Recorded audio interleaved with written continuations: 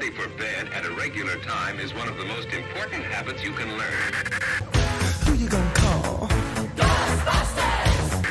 Jason was my son, and today is his birthday. Oh, Lori, scared another one away. What's your favorite scary movie? Sorry, Jack. Chucky's back. We are counselors at Hackett's Quarry Summer Camp. There is a swarm of bears. You're gonna need a bigger boat. I'm your boyfriend now, Nancy.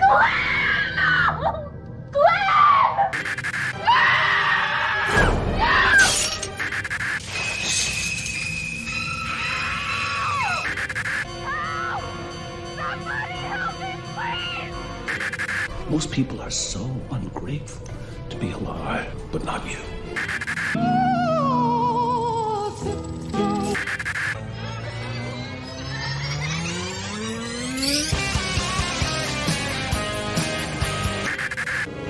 It's showtime. Hello. Welcome back to another episode. Wonderful episode of the Scream Stream. Now, we are on episode number 18, and this is just a fabulous episode, I have to say. Just got done watching this in theaters yesterday. It is the one and only Scream 6. Now, I'm going to be honest, guys, going into this movie, I didn't really have a lot of high hopes. Like, not to be so mean, but I've seen about 5 of these movies at this point. And I don't expect too terribly much. And unfortunately, when it comes to the horror icons of the 80s, nowadays, they're just getting fucked over left and right. So at this point, I was prepared for just about anything. Anything that could possibly go crazy, shenanigans, some bullshit or whatnot. I was actually half expecting some, like, wacky, like, Gale Weathers is the Ghostface, you know, some kind of bullshit like that, because the way they played it off in the trailers and everything else, they basically just made it seem like anything can go. The legendary characters could be the killer, could be pretty much dead, especially after the 5th movie. The 5th movie, I have to say, really hammered in the fact that legendary characters could die. God bless my boy Dewey. Rest in peace, my boy.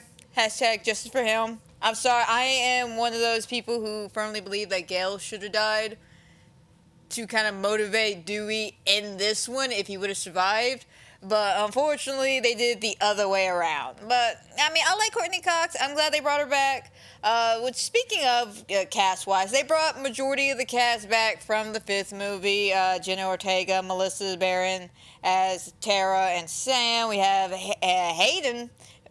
She's coming back from 4. She played Kirby. I'm going to be honest, guys. For me, I didn't watch too much of, like, behind the scenes stuff, you know, like, you know, what's going on behind the set, who got hired, you know. I saw, I think, one trailer, which was the initial subway scene trailer, and that was about it. So, to me, I was thoroughly surprised to see Kirby come back. I was very happy to see Kirby come back. I knew she was still alive. I want to say it was my buddy Bidwell pointed it out to me. And I think the 5th movie, when one of them's on YouTube or something, you can see she's on there saying, Scream, Ghostface victim, whatever, survives the attack in the night. Something like that. But yeah, I was hoping she would make a return, so I was thoroughly glad to see her. They also brought back, of course, Mason Gooden as Chad. Let's see. Of course, we can't forget about our favorite homeboy, Roger Jackson, who plays the infamous voice of Ghostface. He has been hands down always my favorite part of Ghostface.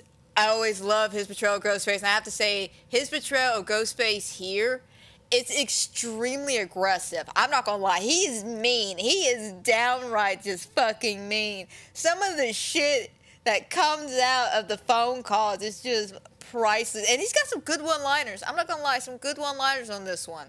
That's why I kind of rank this one a little higher than a lot of the other ones. But we'll get to the ranking system when I get done with the characters. And they also brought back Jasmine Brown, Mindy, who is I think Chad's sister, is that correct?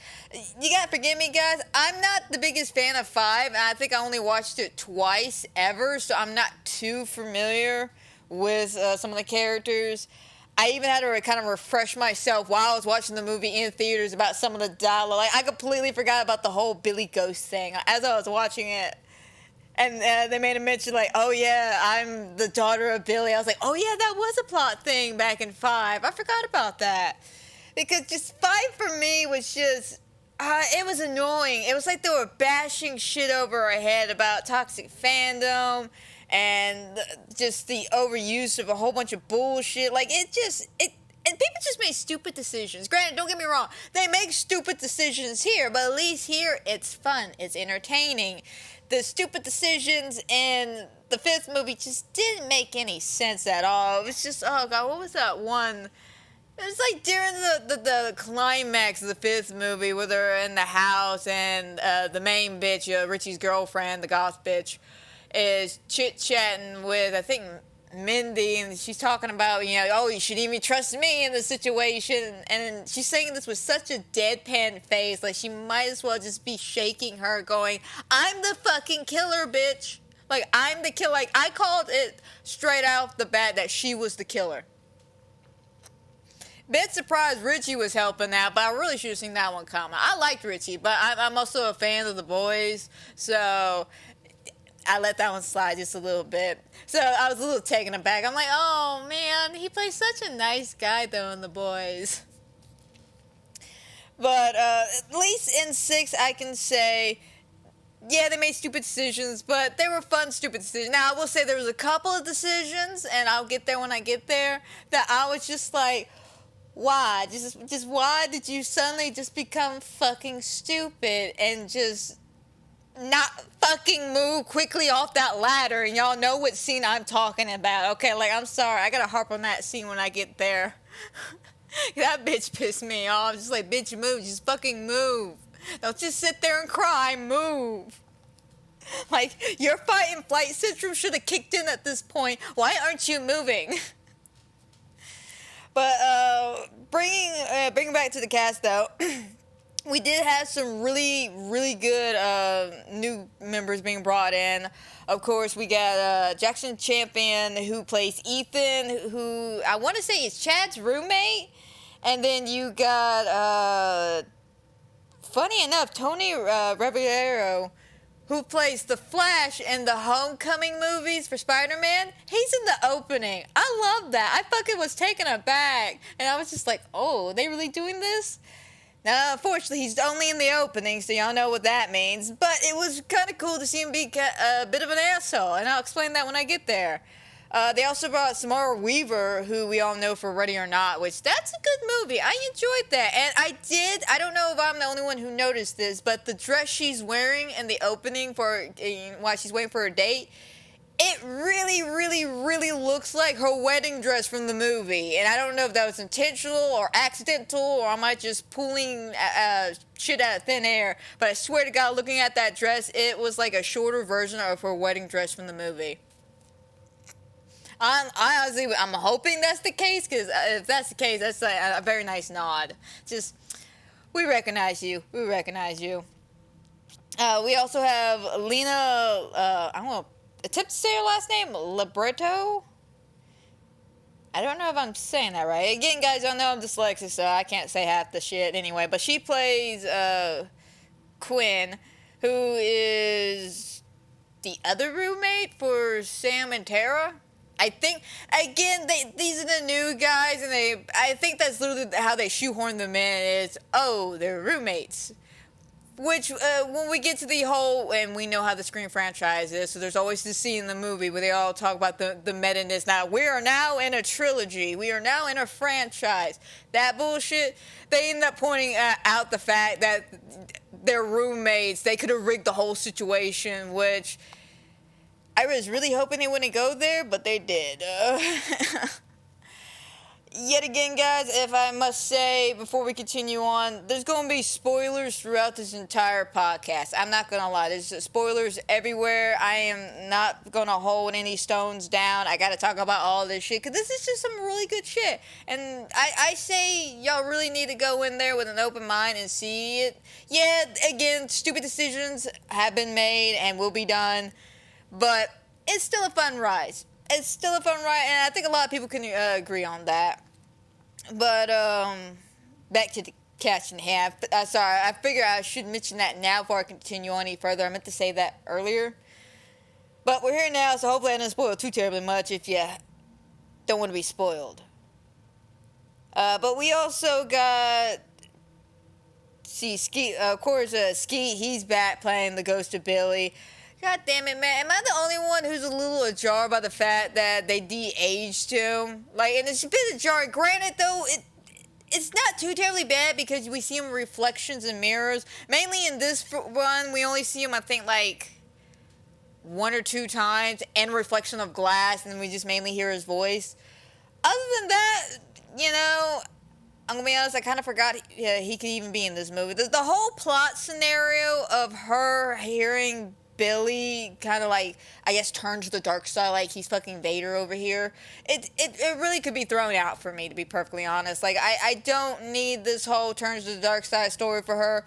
I'm with Gail, just like fucking Sydney. Let her have her happy ending, man. Okay, this bitch has been through 2 movies. We're in a franchise. Let bygones be bygones. You could bring her back as another legendary character or something. I don't know what y'all gonna do with the 7th movie. But yeah, we got Billy back.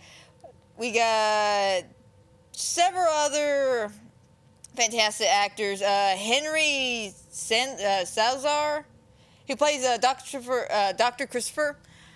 I didn't know this, but apparently he's a Bond villain. Did not know that. Bond villain. We also got Dormant I'm gonna fuck his name up for sure. Mulroney. He plays Wayne Bailey, as I like to put him in my notes, cop dad. Funny enough, looking at the man, I spent half the movie going, I recognize this man, and I did not take the time to look up his cinematography from any of his other past movies, but I swear to God, I've seen him in several other movies always playing a cop. I could be wrong, but after this podcast, and I'll let y'all know in the review I'll do Thursday over the entire franchise in general, that I need to know what he worked in, because I swear to God, he plays a cop in everything I see him in. But yeah, overall, they got a lot of good casting choices. Of course, bringing back a lot of the old cast is really good. You know, of course, the legendary characters as well. So the casting choice is always good. Now, one of the cast members y'all know is not in this film is Neve Campbell, who plays our titular original heroine of the entire franchise, which is Sidney Prescott. As a lot of people know, she did not come back because they refused to pay her for... I actually, to be honest, I don't know what the original salary was going to be, but she was not satisfied with it, so she refused to come back. Now, the way I heard it from my buddy Bidwell about the situation is it's kind of up in the air if she will even make a return to the franchise itself. We originally thought it's possible that, you know, she could take a break in the 6th movie and then anybody who, I guess the next director or whoever's in charge of the next movie, the 7th one, just be like, why don't we actually pay her the salary she wants and get her back into this movie for a small cameo or something? Because at this point, she's been in 5 of these movies. She's been the leading lady about 4 of these movies. She's been stabbed, shot at, all this shit. And you know what, to be honest, I wouldn't be too terribly upset if she never actually came back, and the last thing we heard about her was, hey, she took Mark and the kids and is fleeing till this Ghostface business is over. I can get that. This woman has a family now. She's going to protect her family. Now, granted, they could do some, like, off-the-wall crazy shit and pull a Halloween over here and make her some kind of survivalist bitch and is, like, prepare for Ghostface for when he makes his grand return. Either that or when he shows up at the nursing home to come get her ass. The point is, if she does come back, that would be great. I hope she does something fantastic in the movie. If she never comes back, that's great too, because I do like the send-off they give her in this movie. It's really nice. It's small, but you know what? I can at least take a nice send-off compared to, like, dying in between films or something happening off-screen to basically kill her off or some bullshit. So at least they made a mention and pointed out, hey, she ain't showing up. Something else I noticed about this movie while I was watching it the entire time, I was leaning over and telling this shit to Eric. This is a brutal fucking Ghostface. Like, I mean, the stabbing, like, we all know Ghostface, okay? He likes to stab people. That's his favorite thing, just stab away. He just like stab, stab, stab, stab, stab. And he likes to throw people out windows too, like he's Jason fucking Voorhees. I don't think he really gets too creative after that. Like, he maybe displays the bodies in some fun ways. Like, I remember in 3, the whole was it the freezer one with the head or something like that? The whole explosion thing with the fax machine. Like, he's done some, like, off-the-wall shit. But he's never been brutal with his kills. And this just feels angry. Like, this Ghostface just feels angry. Just... oh god, like there's several points where he's just stabbing some of these people and he's like twisting it in. The camera's like zoomed in. And he's like pulling up on it. And it just takes me back to that scene where when Dewey died back in the 5th one, when they stabbed him in the back and stabbed him in the front and then picked his ass up. I thought that was the most brutal kill of that entire movie. Still say it's not my favorite, but I will say Dewey's kill was one of the brutal kills of that movie. And I felt like they took that brutality and brought it over to here, because damn it, man, he says some cruel shit, especially towards Gale at the end of the movie. And he does some like twisted ass shit. Granted, we all know Ghostface is always multiple people. That's not even a secret. It's more of a shocker when there's only one Ghostface. Like, we all remember the twist in 3 where it was just Raymond, and you're just... I still don't believe it. There's gotta be another Ghostface. There's just too many situations where he couldn't be in 2 places at once, but they want me to believe this shit. But yeah, no, it's just a really, really brutal Ghostface, and I like it. I like the brutality, and I do... weirdly enough, since we're talking about some of the newer stuff of the franchise, I like the setting of New York. I was originally, I'm gonna be honest, I was originally turned off by the whole situation. Because the last time we sent a horror icon to New York, it didn't end well. Let's ask Jason Voorhees real quick. How did Jason Take Manhattan go, my dude? It didn't. It did not go. First of all, it should have been called Jason Takes a Boat. That's my favorite joke to make about that movie because it's true. We spend majority of that runtime on a fucking boat heading to New York. We don't even get New York to the last like 15 minutes of the movie, maybe 20. And then don't say, oh, Wibbo, you know, when they show up and they're on the alleyway and the docks and shit. That's not fucking New York. You could say it's New York, but god damn it, man, it's just a bunch of fucking alleyways. And the crackheads, by the way. Don't forget about the crackheads. But... at least, you know, here in Scream 6, when they say, hey, we're in New York, they actually mean New York. Like, the whole movie takes place in New York. I thought originally it would start in Woodsbury and we would find our way to New York. Nope, it's like, boom, you know, we're in New York right then and there. And I like that, because New York, there's a lot of great possibilities. And with some of the scenes, especially during the convenience store scene, which we saw a lot in the trailers, that's something that doesn't cross a lot of people's mind. What happens when a killer such as Ghostface meets people in their surroundings? You know, like, let's take back again Jason Takes Manhattan. And that whole situation when Jason came across random civilians in public, he kicks their stereo, they tell him they got beef, and they go to beat his ass, and all Jason does is takes his mask off, runs off. I think we had the whole thing in the restaurant where he throws... is it Kane Hodder? I can't remember if it's Kane Hodder threw him or Kane Hodder was the one that got thrown. But he gets thrown at the window, not the window, the mirror and all that shit. Like, it's not as brutal. It's more comedic, and especially during the subway scene there. Like, if you remember, there's just like this whole thing where it's like, he's there. Oh, no, he's there. No, he's there. He's there. Which still adds to my theory that the motherfucker can teleport. And I don't want to hear jack shit from anybody else about that. Like, I will fight you on this. This is a hill I will die on, okay? Jason Voorhees fucking teleports. Prove me wrong. And don't say Matt Pat. I hear people laughing in the background.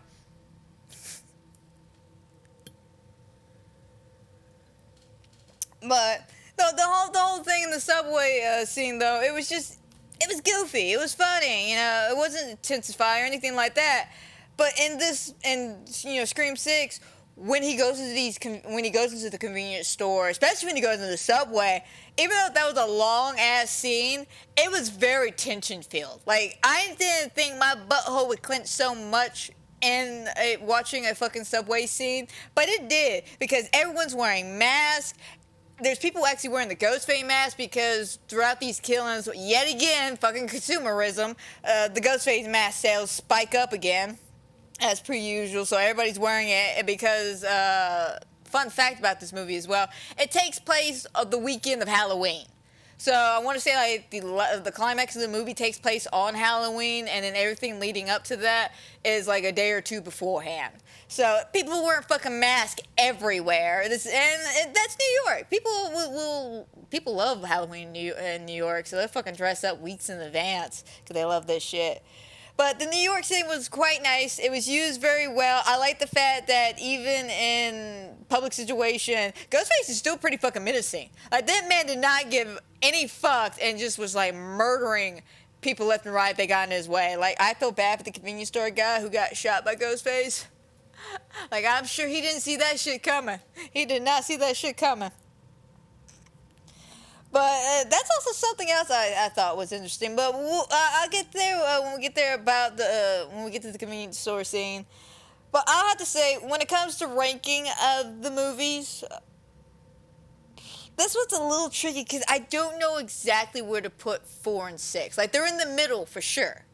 But the thing is, there's parts about 4 I like, and there's parts about 6 I like, and then vice versa with the dislikes. Like, I love the opening to 6. Like, 6 has got a fantastic opening. It's brutal, it's fun, it feels like Ghostface, the whole hot cold game. That's just brilliant, man. That's just fucking brilliant. And then we have the opening to 4, which is that fucking stupid meta opening of within a movie, where it's just like, that fucking hurt my brain. Like, by the time we got to the actual movie, I was like, is this the actual movie? Or are we going to cut to a title screen at Stab 29 or something like this? Like, seriously. But there's parts of 4 that I thought were really good, such as the mystery fold out naturally, where we were literally guessing whether or not who the actual killer was. So I was very surprised to find out Jill was the killer in this particular movie. Where I hate to say it, in 6, they kind of did the cliche thing of the, I don't know, what every fucking villain in this movie does, like a James Bond villain just narrates their entire life story of why they're here and what they're doing. You know, it's just, it doesn't feel natural like 1 and 4 did. Because 1 and 4 did it the best, I have to say. 1 and 4 did it the best. Where, 5 didn't. So, it's kind of hard to choose because they're both really good movies. I wish I could combine the two and make a good movie that way. Because, there's characters I did like more in 4 than I did in 6. But I just don't know. It's just hard to pinpoint it. So, but this is the order I got. 1, 2, 4, 6, 3, and 5. 1, of course, is everything to me when it comes to Scream. I fucking love that movie. The meta humor, the jokes, the fucking balance of horror. The entire ending slaughter scene was just bloody brilliant. And a pain in the ass to film. I know everything about that movie. I know it like the back of my hand. I watch it every October, basically, because it's just a fun movie. And that Ghostface is really fun. And it's very nostalgic feel for me. And then 2 had its problems, but at least 2 still kept the spirit of 1. And we lost some good characters that movie, like Randy. We lost my homeboy Randy. I loved Randy. He was always my favorite. But I feel like it deserves the second spot, even though the ending with the whole, it was Billy's mom was seeking revenge with the crazy horror-obsessed dude. Was it stupid? Just a little bit. But if y'all remember at the time when the movie was being filmed, there was the whole script leak. So there were several rewrites when it came to the script. So I can get why by the end of it, it had to be that. Because they didn't want the ending to be spoiled. But you have to give credit, though, where it's due. In the second one, it's got some good suspense, some good, a great fucking opening, if you think about it. Like, I love that opening. but the whole movie theater scene and Jada Pinkett Smith getting stabbed is great because it literally sets up the tone for the rest of the movie, and the fact that anybody could be a suspect because that people are actually obsessed with the movie. Like, you go back and rewatch the opening of that movie, people are going nuts in that movie theater. Like, they're like play stabbing at each other, they're running around, they're screaming, like they're fucking crazy. So it kind of sets the tone for the rest of the movie that people are fucking crazy in this universe. But I digress on the whole situation when it comes to 2. And like I said, my argument's about 4 and 6. With 3, the reason why I rank it so low is because it's very convoluted to me. It's very convoluted to me. It's just, there's too many situations that happen that have to line up perfectly for things to happen. And then again, you want me to believe that it's just one guy when granted, it's been a minute since I've seen the movie, so I'll go back and rewatch it for my review on Thursday. But last I checked, there were situations where he couldn't be in 2 places at once, but they want you to believe that it was him. And I'm just like, something just never added up. Something just never made sense to me. And then the whole plot twist of, Sydney, I am your fucking long-lost brother from your mother's, when she dumped my ass when she was trying to become an actress or some bullshit. I don't really remember the long fucking evil monologue he put on. But the point is, it was stupid. It was a stupid review. Granted, though, it does make up because half the movie is a joke. Half the movie is a fucking joke, and it had me rolling laughing on the ground at some points. But the last half of it was a good slasher film until up to the reveal of who the Ghostface was. So that's why it's ranked a little low. And then 5, again, I stated once, I'll say it again. I thought everything about this movie was not the best. I thought people made stupid decisions, and it wasn't even fun to watch them make these stupid decisions. It was just like stupid decisions and stupid decisions. And, oh, look, you want me to believe that it's this red herring over here that is completely the killer, even though this person over here is rather obvious the fucking killer? Like, I'm sorry, with what's her face, Richie's girlfriend, the little emo bitch, I swear, like, they literally couldn't paint it any more clear that she was the killer. Like I said, Richie was the shocker for me on that one. I thought it was the other guy, like her boyfriend or something, but no, it was Richie. But yeah, Dead Ringer is the fucking killer. Like, I knew right off the bat she was the fucking killer. She looked like that killer. She was acting like that killer. So yeah, but just everything about the 5th movie just, that's why it's ranked so low. It's the weakest point of the franchise, and I like though it did set up for this fun movie. And that's the only best compliment I can give 5, is that overall in the end, it did set up some stupid but necessary plot points for the 6th movie, and it worked out very well. It worked out well. Like I said, this movie's very fun. So why don't we go ahead and dive straight into this shit.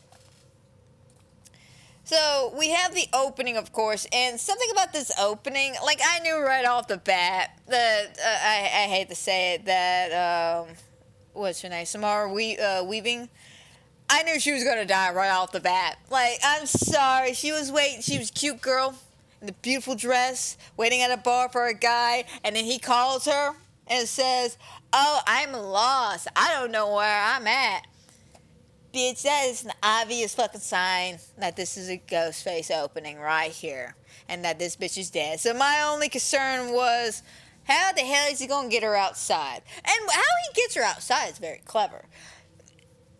But see, because basically when he calls, of course, you know, she's thinking he's a normal Tinder day, you know, of course, the voice modular changer that everybody seems to fucking have, which, by the way, I gotta ask this. Where the fuck are these people getting these voice modulars from? Like, we've all seen it. Like, we remember Richie showing it off in the last movie. So where are they buying this shit at? And how does it all just happen to have the default Ghostface voice or something like that? Like, I'm very confused how this technology works. Anyway, she is sitting there. Of course, he calls and he's being a cute, sweet little voice, and they're supposed to be meeting on this date. And, we learn that she is a professor who teaches, of course, and, eye rolls and all, because we all seen this from the second Scream movie. She teaches basically a horror class on slashers.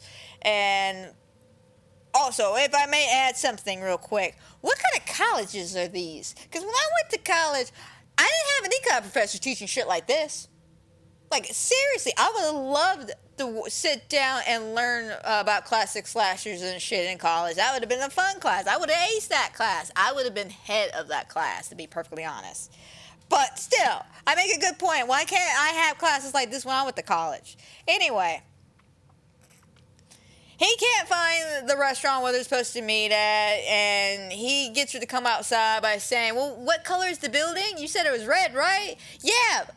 Let me go check though. So she goes outside and she looks. She's like, yep, it's definitely red. And of course oh yeah, I don't see anything. And of course, for some stupid ass reason, I don't know why. Like, first of all, you're in New York, sweetheart. Why are you doing this? She walks towards an alleyway, right? You see where this is going. Walks down the alleyway, and they're talking about, I guess, teaching classes about the horror slashers and how iconic the situation is. Because again, guys, he convinces her to go down a dark alleyway, and she teaches a class on classic slashers. Like, this is the quintessential, like, bread and butter of an opening for a slasher, but yet she walks her happy ass straight into this. And then we get this, like, epic fucking, of course, voice change as he's mocking her about being a professor on teaching horror classics and basically not doing what she teaches, and straight up just walks into this bullshit thinking that he's being chased, because while she's on the phone with him, he starts saying, oh my god, I'm being chased, I'm being attacked, and she runs further into the alleyway. Then he changes his voice to the Ghostface voice, and he's laughing maniacally. God damn it.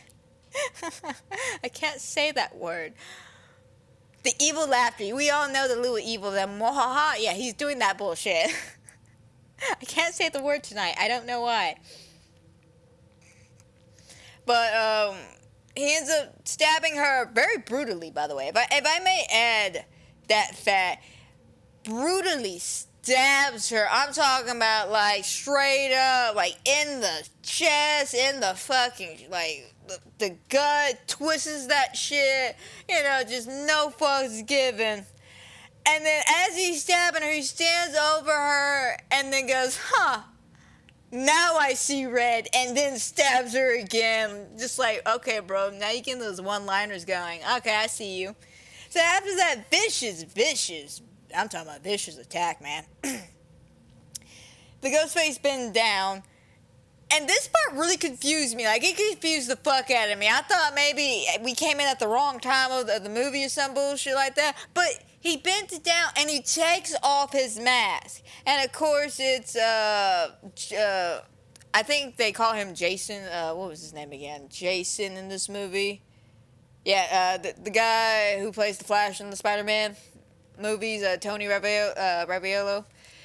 His name's Jason in this movie, but he takes off his mask and it's fucking Jason. And that shit blew my fucking mind, because they don't usually just take off their mask after killing. Usually we have like a slow pan, a fade to black, a deep slash into the title screen or some bullshit.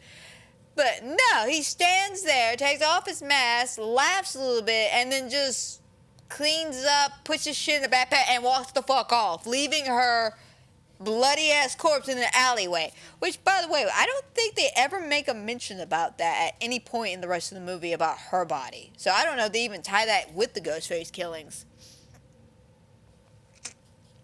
That's actually a good question. I might want to talk to Bidwell about that one.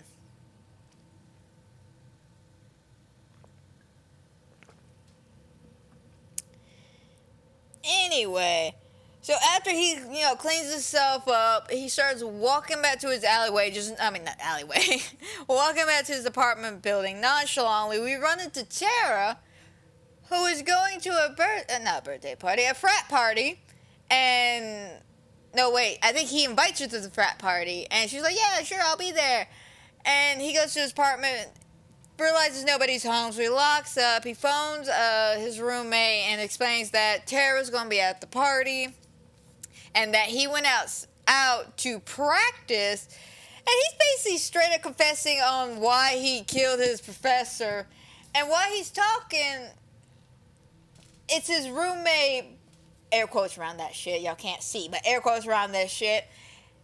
He's in the ghost face voice, you know, going, well, why'd you do this, you know, just, what was the whole purpose? Well, she gave me a C on my fucking paper, like, bro, is that really your motivation of killing your good-looking professor, by the way? She gave you a C? That's still passing, bro. That's still fucking passing. Take that with a grain of salt and move on with your life.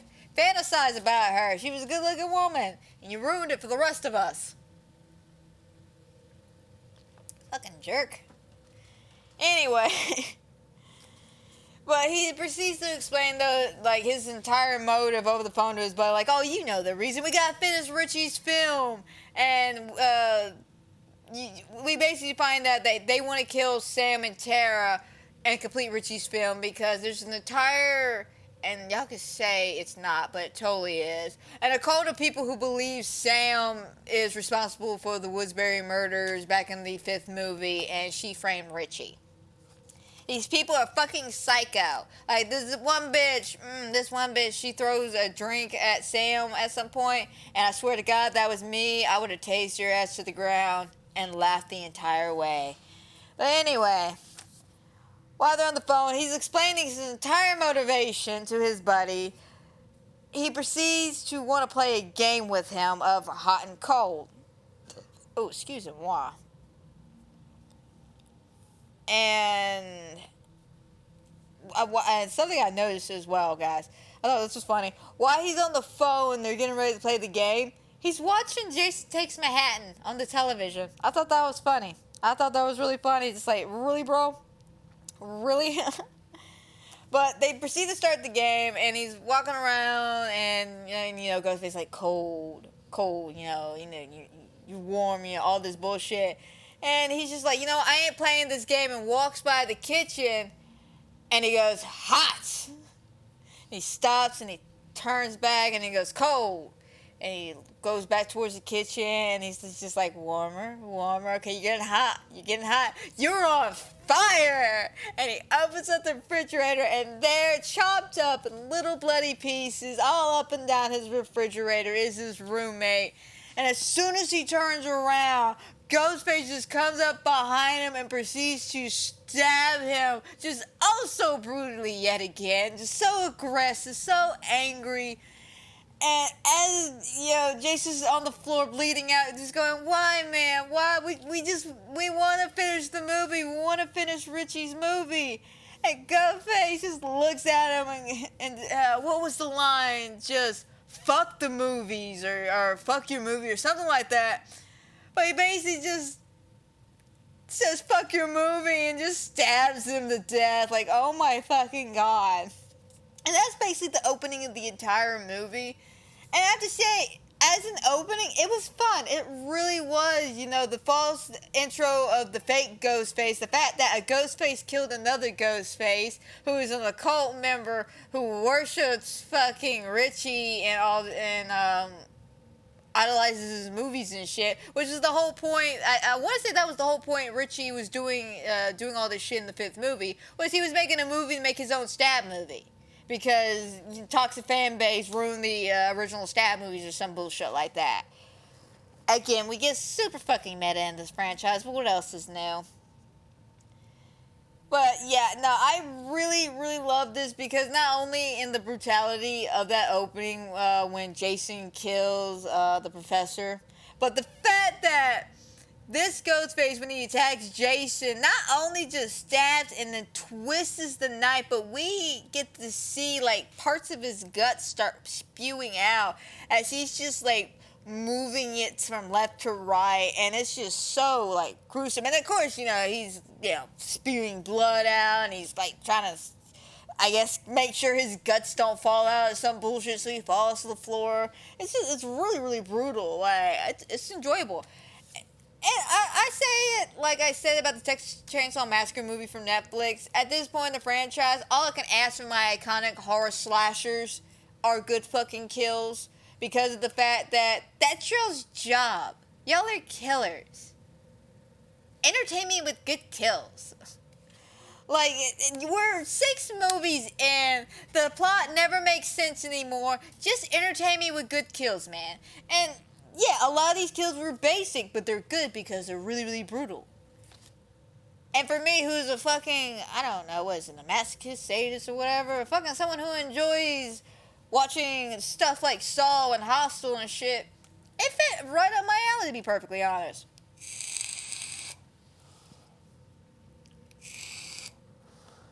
But after that really brutal opening, we cut to Sam, who's in therapy with Dr. Christopher.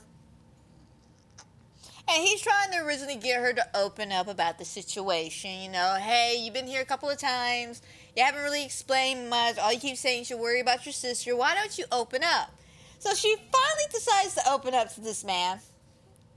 And straight up tells him that she's the daughter of Billy Loomis, to remind us as the audience who she is and why she's here. Thank God for that. For me, it was great because, again, I forgot about that aspect. That was one of those stupid aspects I threw out my head when watching the 5th movie. And she killed her boyfriend. I think she was dating Richie at the time. I want to say. I can't remember if they were just friends or they were dating. I want to say they were dating, though. She killed her boyfriend and stabbed him 22 times and shot him in the head. And the fucked up part is she enjoyed it and liked it. And what I found funny about this scene is that any other therapist I ever seen in movie situations like this, when they're talking to people and they say, hey, I enjoy killing, they'll go, and tell me, why do you enjoy killing? Is it the feel, the release? You know, they'll try to play into that. Not this guy. He just quickly shuts his fucking folder and says, we're not talking about this. I'm going to have to call the cops. Like, I need to make a report because you're threatening people. And she's like, no, I'm not threatening to kill them now. I just saying I enjoyed it in that moment. And, you know, and I kind of get it in some aspects because that Ghostface in the 5th movie, I remember fucked with her so hard. So, in some weird, fucked up way, I can get why she can enjoy killing the guy who fucked with her for several days and killed a bunch of her friends. I get why she was thrilled. Granted, though, I wouldn't have told a therapist that or anybody out loud if I was being dead serious. But the point is, she said it freaked him out. And, of course, she feels alone in the situation, so she gets up and goes, of course, you're just like everybody else. I'm out of here. And she dips the fuck out. And it almost feels like, in some ways, this is like a split Laurie situation. Where, if y'all remember in the first, Halloween 2018, when we first meet Laurie, she's more like recluse, kind of to herself, isolated, alone, just looking out for herself and her loved ones. And Sam, she's pretty much the same thing in this aspect. She, you know, is recluse, keeping herself because Tara and everybody else from the 5th movie who survived have come to New York because they're going to college, and Sam has just tagged along just to be the protective older sister because of the whole situation. And I'm going to be honest, Tara's handling this shit just fine, and I can get behind her fucking motivations. I can really get behind her fucking motivations. But we'll get there when we get there. But Sam, of course, you know, she's living in the past. She can't let go of the fact that she is Billy's daughter. She feels this, like, intense urge to enjoy killing and some shit. Like, she's really playing into that dark side, and she's trying to fight it off. She goes back after leaving the therapist's office. She goes home. And, of course, while she's at home, or heading home, of course, we go to her apartment where we meet and get to know, what's her name? The fucking roommate? Quinn. We get to meet Quinn, And Quinn is literally the opposite of what we think of when we hear the word slut. She's sex positive, and I like that. I like a good sex positive character in the movie. You know, she's funny. I love the fact that she's fucking this guy, and Sam walks through. It's just like, hey, is that Paul? And you hear her day in the background, who the fuck is Paul? And she closes the door, just like, nobody? But while they're chit-chatting, at some point, she looks through the window, and we see this really, as they describe him, really cute guy. I'm looking at him like, I'm not interested, but, you know, that's just me, personally. I'm not interested in him. But his name is Danny. He lives across the street, and she and him have been in a relationship, but I don't think Quinn knows it at the time. But they're talking about the cute shirtless guy, and something I noticed in this scene while they're talking about the cute shirtless guy across the street. Okay, so they're next to each other, right? They're next to each other looking out the window. They're in the hallway, right?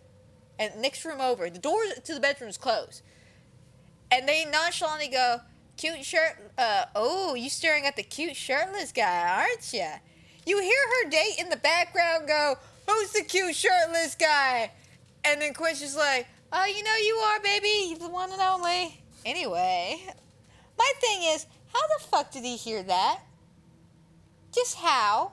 That's what I want to know. Just how did he hear that? Is that supersonic hearing? Granted, though, I'm starting to believe everybody in this particular movie, besides the villains, are fucking mutants. Because people get stabbed, shot repeatedly, and they don't die until it's necessary for them to die. It's ridiculous. Like, the amount of times I was pretty sure somebody died, and they just, no, they're alive, they got a pulse. I'm just like, how?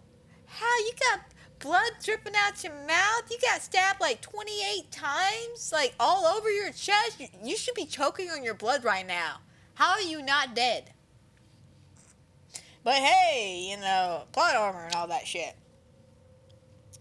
But, you know, why, you know, but I just had to make that point out. But while they're chit-chatting and shit, she asks, you know, hey, where's Tara at? Where's my sister? And, of course, she seems to spill the beans about her going to the frat party. And her being the protective older sister, grabs the taser, grabs the car keys, and heads off to the party. And you know this is going to be a fun time. We then cut to the party and we see Chad with his new roommate, Ethan. He's trying to help Ethan get laid because Ethan's a fucking virgin. And while they're chit-chatting, they see a slutty Harry Potter girl. And he goes, hey, man, why don't you ask her out? Nah, man, she may not think I'm cute. Hey, what do you think of my boy? She just kind of half smiles and is like, like, not really, and keeps on dancing. His fragile little ego gets hurt for a second. He's just like, oh. But also what's going on at this party is while he's trying to help Ethan get laid, Tara's pissed drunk. Like, she's pissed drunk. Minnie's there with her girlfriend, and they're drinking. They're having a good time. And Tara goes to get something to drink, and whoop, when you know, they're all out of beer. So this guy, who we will all call Date Rape Frankie, says, hey, let's go to the kitchen. I'm sure there's harder stuff in there. So they go to the kitchen. They proceed to look around, look all over the place. And nope, there's no booze in the kitchen because they're all out. He then leans over and goes, hey, man, I got some Fireball in my bedroom. You want to come up and check it out? Now, me logically, no, that is 100% a red flag. Like, that, the man's not going to just go up there and just give us the bottle and let us walk the fuck away. No, he wants something in return, okay? And he doesn't seem like the guy who understands the word no either. So, all the red flags all over the place, my ass wouldn't be going up there. But she's drunk and she's like, I don't give a fuck. I want to be free because she's feeling the suffocation of her sister. So she wants to act out, but luckily she's got friends that got her back, such as Chad and Ethan and Mindy and everybody else, and they stop her from going upstairs with Date Rape Frankie, and Date Rape Frankie and Chad almost get into a fight. Actually, no, I take that back. I think a couple of punches were thrown, and then Sam steps in, and he, I swear to God, looks at her dead in her face and goes, why the fuck are you here? And without missing a beat, And I swear to God, guys, this would be me. If I got a phone call about my sister at a party and she's about to fuck some shit up, this would be me. This would be me. He looks at her. What the fuck you doing here? She replies with, I'm here to tase you in the balls. And straight up just tases his ass in the balls. Lets that man grovel on the ground, cupping himself. I'm sure he's done pissed himself. He's like seizing up. I'm laughing my ass off because motherfucker deserved it. Fuck Date Rape Frankie. Fuck that guy. But, of course, this makes a scene. People are recording. Because, something I forgot to mention during the therapy session. She explains that the whole cult thing about they're trying to say Sam's the one that did all the killing. She explains that a little bit more, and because of all this shit, though, she's now, like, ultra famous. Like, people have been making Reddit posts about her. There are drawings, there's petitions, there's, like, shit going on behind the shit, and she's not very well liked. She's not very well liked at all. People are very cruel, and we see in this scene right here, when they leave the party, and why she left the party... she and Tara get into a little bit of a kind of a yelling match about the situation. And she's just like, Sam, why are you here? Like, you followed me here. You're always choking me out. You're always suffocating me. You need to learn to let me go. And this is her reasoning of why she's doing what she's doing and why I support this woman. She explains to her that she will not let 3 days of her life define the rest of her life. Yeah, she went through some fucked up shit. But she ain't gonna let it finish her like it is doing to her sister. And I can get behind that. Yeah, you saw your friends get fucking killed. Yeah, you got stabbed yourself and almost fucking died yourself. But that's not who you are. That's not who you're gonna become. You are stronger than this, and you're better than this. You learn to live past this. Is it gonna be painful? Yes. Do you have your own shit to deal with? Yes. But she is willing to at least work past this and move on with her life. Unlike Sam, who's stuck in the past because she can't. It's mainly because she can't let go of the fact that she is Billy's daughter. Which I kind of agree on that. I can't let go of that fucking fact either. But while they're having this tender, sweet moment of, you need to learn to let me go, this fucking drunk. Oh, God, I don't even want to call her a bitch. That's an insult to a bitch. Let's fucking, let me come up with an insult real quick. Damn it, can't think of anything right off the bat. But basically, this fucking Moo Calva hoe comes out of nowhere and throws a cup of, I guess, rum and coke at her or some bullshit.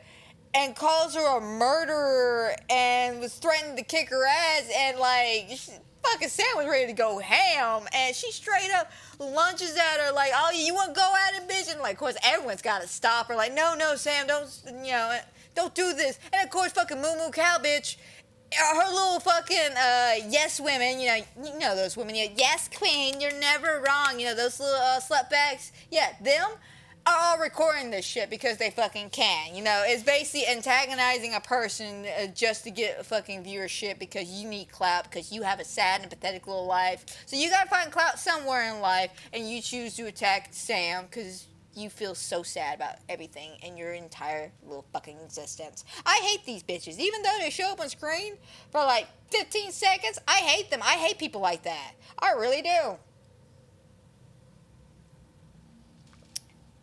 And anyway, I personally would have straight out fucking, tased the bitch, but that's just me. So they get back to the apartment, and they're all, settling in for the night. And this was kind of cute. This was really, really cute. Chad comes in to talk to Tara to give her some aspirins, and she is thanking him for not letting her go upstairs with Date Rape Frankie. And it was kind of aggravating too. It's cute because it reminds me so much of Nick and Abby's relationship in The Quarry, where I was desperately trying to get him to kiss so much before he got bit by the werewolf. And it's like everything possible kind of separated them so they couldn't get a good kiss in. But the same thing happens here. You know, they're leaning in because you can feel the tension. You know, they like each other kind of moment, and they're leaning in, and they go in for the kiss, and fucking Quinn, she busts in there. Where's my phone? Oh, hi. I'm sorry. I'm cock blocking. No, don't say cock blocking. I'm sorry. Am I cock blocking? I'm sorry. I don't mean to cock block here. I never thought I could hear a woman say the words "I'm sorry for cock blocking" and make it just make me die laughing on that. But she apologizes, and of course the mood's ruined, so they all separate. But it does set up, you know, the good little cute romance later on. I personally thought it was nice. I thought it was a cute scene. I really wish they would have kissed, but I get it. You know, we got to draw this out because, you know, love and all that shit. But as they're getting ready, of course they're watching the news, and the murders from the beginning of the movie are being talked about the film students who got murdered. And of course, Sam, right off the bat, is like, shit, this is totally connected to us. We gotta go, you know, start telling Tara to pack a bag. Like, this bitch is on fucking Alpha 51, getting ready to go all ham and shit to get the fuck out of Dodge. And Quinn's like, no, let me call my dad. And this is where Detective Bailey comes in at, because Detective Bailey is her dad. And funny enough, he was about to contact them because Sam's driver's license was conveniently found at the desk, at the crime scene of the film students. So, of course, they tell them, hey, we need you to come in and talk to you about this whole situation. So they agree to walk there, and this is where the convenience store situation takes place. And I really, really like this scene. Okay, so they head downstairs. It's just Sam and Tara heading towards the police station. And this shit right here, I'm gonna be honest, she pisses me off. Because this bitch don't know when to answer her fucking phone. She never does, she never did, she never will in this franchise. I will see this. She will never learn when to fucking answer. She'll ignore people you need to answer, but yet pick up the phone for a fucking killer. Let me explain. But walking down the street, talking about this whole situation, going, well, maybe it is not connected. Maybe it's random. It is Halloween, you know, the stock. Because they even make a mention on the news about the sales of Ghostface mask being sold. God damn it, being sold at large quantities now. And you know they're trying to play this shit off. And Sam's phone starts ringing, so she picks it up. She, you know, looks at it, and it's Gale Weathers. Instead of answering that shit right off the bat, going, yo, what the fuck do you know? Which I get, because later on we find out that, of course, Gale is per usual. Because they don't know what else to fucking do with Gale. This is something that bothers me about Gale. They always rinse and repeat her fucking motives. She never changes. Throughout all the movies, she's always a fucking sleazy reporter who wrote on the last incidents from the previous movie and pissed everybody off. She does this all the time, and it's just, I really wish there was more character development. That's just me personally. But she ignores the phone call, and as they continue on walking, there's another phone call, and when she looks at it, it's fucking Richie. It's Richie from the 5th movie that she killed. And she's like, oh, I never changed his caller ID after the incident, even though it's been about a year at this point. It's been about a year. But yet somehow, oh, not a year. Was it 5 years? Yeah, no, it's been a year since the actual movie came out. I don't know how long it's been since the actual Ghostface from 5 to 6 took place. I want to say it's a year, but I could be wrong. But it's been a good minute, but the point is, it's still her fucking phone. She forgot, but instead of ignoring it like she did Gale, she decides to pick this shit up. She knows it's the fucking killer. I knew who was the fucking killer. As soon as you realize a dead man is calling you, and there's a ghost face killer running around, you know who it is. And yet she decides to answer it anyway. And of course, you know, while she's on the phone with Ghostface, he's explaining that he wants to destroy her. He doesn't just want to kill her. He wants to destroy her legacy, everything she set out in life. He wants to destroy it. Basically, character assassinate her, which speaks a lot for the time of when this movie came out, because of a lot of the bullshit going on with actual media nowadays, especially with movies. Yeah, we're not going to delve too much into that bullshit, 'cause that's a whole issue on its own thing. That is its own topic for its own story for a different day at a different time. The point is, it makes sense in the context of what's going on and how relevant it is to the world of the time. So she's just like, okay then, bitch, bring it on. And when will people learn not to tell Ghostface to bring this shit on? Because he always brings this shit on. But Ghostface, somehow, for some reason, I don't know how the hell he did this. I gotta go back and rewatch this movie again. Maybe not in theaters, maybe when it comes out on DVD or something. But I swear to God, it's like he came out of a bush or something. And I want to know, how long did he wait in that bush? How long was he there? But the point is, he comes out of this bush and tries to stab fucking Tara from this dark-ass, dark-ass bush, like I said. Tries to stab her, and of course, they fight him off for a second. They run around the corner into the convenience store, and they're screaming for help, like, oh my God, help us, please, there's this guy. And of course, there's always that one jackass who thinks they're trying to cut in line, like, hey, bitch, there's a line out back, and you don't see that they're screaming frantically for help, but you think they're cutting in line. Okay, I don't know why there's always that one guy, but there's always that one guy. He's that one guy. But they're screaming for help, and one of the things I was worried about when they were walking into the scene was, well, we all know that people don't like Sam, so they're going to play it off as, oh, Ghostface really wasn't here. You're Sam. You make up shit. You're a liar. I thought they'll do that. But no. They went straight into what you think is about to happen. Ghostface walks up into this place as they're screaming and call 911. Ghostface does not give a fuck. Walks up to the guy who was telling the girls that they were cutting in line. Starts stabbing him to get him, because he's in his way. So he starts stabbing him, and I'm with this one bitch. You can see them barely. You can see them in the trailer, too.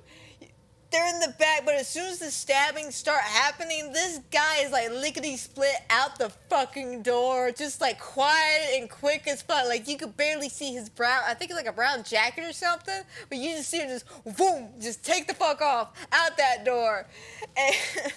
And of course, the convenience store guy, tries to get this gun, and Ghostface is handling everybody else that's in his fucking way, because people are trying to fight Ghostface, and Ghostface ain't going down like a little bitch. And the convenience store guy gets a shotgun, pulls the trigger, misses Ghostface, of course, because somehow, it makes sense. We're only about I don't know, 45 minutes, maybe an hour into this movie, so of course, he's got to miss. So we get this attention-filled moment where he's trying to tell the girls they need to go out the back door, but of course it's locked, so he's got to fuck with his keys that are conveniently on his hip, distracting him long enough for Ghostface to come around and get the gun out of his hands and then use it to shoot the convenience store guy. He then turns the gun to the girls, and then we had this really, really, really intense moment of them basically trying to quietly hide from Ghostface, and all we can hear is the crunching of glass and potato chips and shit from when he was shooting around the place. And the girls are trying to be super quiet, and they eventually distract him long enough to, get him to look away. And of course, it doesn't really work too terribly well, as per usual in any kind of horror situation. They get found out. They knock a shelf over, and they quickly run out the fucking door as bats out of hell. Fucking police are out there. They're screaming, he's in there. As soon as we turn around, motherfucker's gone. Left the mask up. He quickly grabbed those keys off that dead body, went out back, unlocked that door, and ran the hell out. That man was a track star that day. But I really like this scene because of the intense factor. This whole scene, from the phone call to the ending when they run out to the police, it's intensified because of the fact that he lets her know right off the bat, I'm not here just to kill you. So she's safe. In actuality, if you think about it, she was safe the entire time until the end because that's how they wanted it. Everybody else was more in danger than she was because they wanted her to suffer.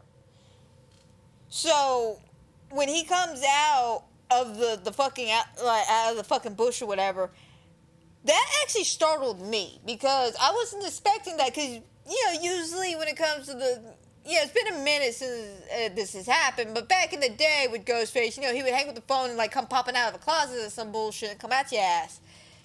But recently, the last couple of films, even though this is before, they didn't do it too terribly much. They always fucked with your expectations of it, where they make you think he's gonna jump through, but he's not. And in this one, no, they straight up just like, done with the phone call, there's Ghostface. So there's a real sense of danger for these motherfuckers. And in the convenience store, it's just quiet. It's just dead quiet, like I said. And all you can hear is just the crunchy sound of glass as Ghostface is walking. And the fact that he was really good with a gun, that surprised me for a good minute. But it makes sense for who the Ghostface is, which we'll get there when we get there. But something I liked about this scene was that Ghostface had control of the situation. Like, we all know that Ghostface, a lot of Ghostface, basically the original Ghostface, Billy and Stu, they were clumsy. They were fucking clumsy. They got knocked over. They got pushed down. And Ghostface really doesn't do that too terribly much in this movie. I think very rarely does Ghostface ever fall. Like, unless he's actually fighting somebody and they get a good punch on him, he's basically on top of shit. He doesn't get too taken aback. So the one time when the shelf falls over him, that was just enough. Like, they didn't slapstick it like they've done before. Like, I've seen it where they straight up just like make him fall all over the place. It's ridiculous. Like, they make him look like a cartoon. But in this one, it's done really, really well. With him, being really in control of his movement. And I like that. And I will say, this scene originally, because this was one of the more popular scenes they showed in the trailer a lot, this and the subway scene, it worried me. I'm not going to lie. It worried me because, as weird as this sounds, I get a little anxious when horror icons such as Ghostface, Freddy, Jason, icons like this, when they start using weapons that aren't their own, it bothers me just a little bit because it's just out of the norm for them. Now, am I going to turn my back against them? No, not at all. But it put a little sense of kind of dread, because I also remember that this is supposed to be New York, and I was a little worried that maybe they were going to do this thing where they're going to make Ghostface be both a gun and knife user. And as cool as that would be, I don't think I could really take Ghostface that serious, because at this point, he's just a normal just jerk wearing a Ghostface mask. He ain't Ghostface. He doesn't have a purpose or a meaning. He's just a jerk running around with a gun and a knife, just being a jerk. What a jerk! But they didn't do that. They did that scene because it was just the weapon of opportunity choice. The convenience store guy just basically handed him the gun after he took it from his hands. But, it made sense in that moment, and I liked it. And I liked that he was very threatening with the gun. Like, it wasn't a joke. It wasn't like the gun was not loaded. Like, the dude wasn't fucking around with the gun.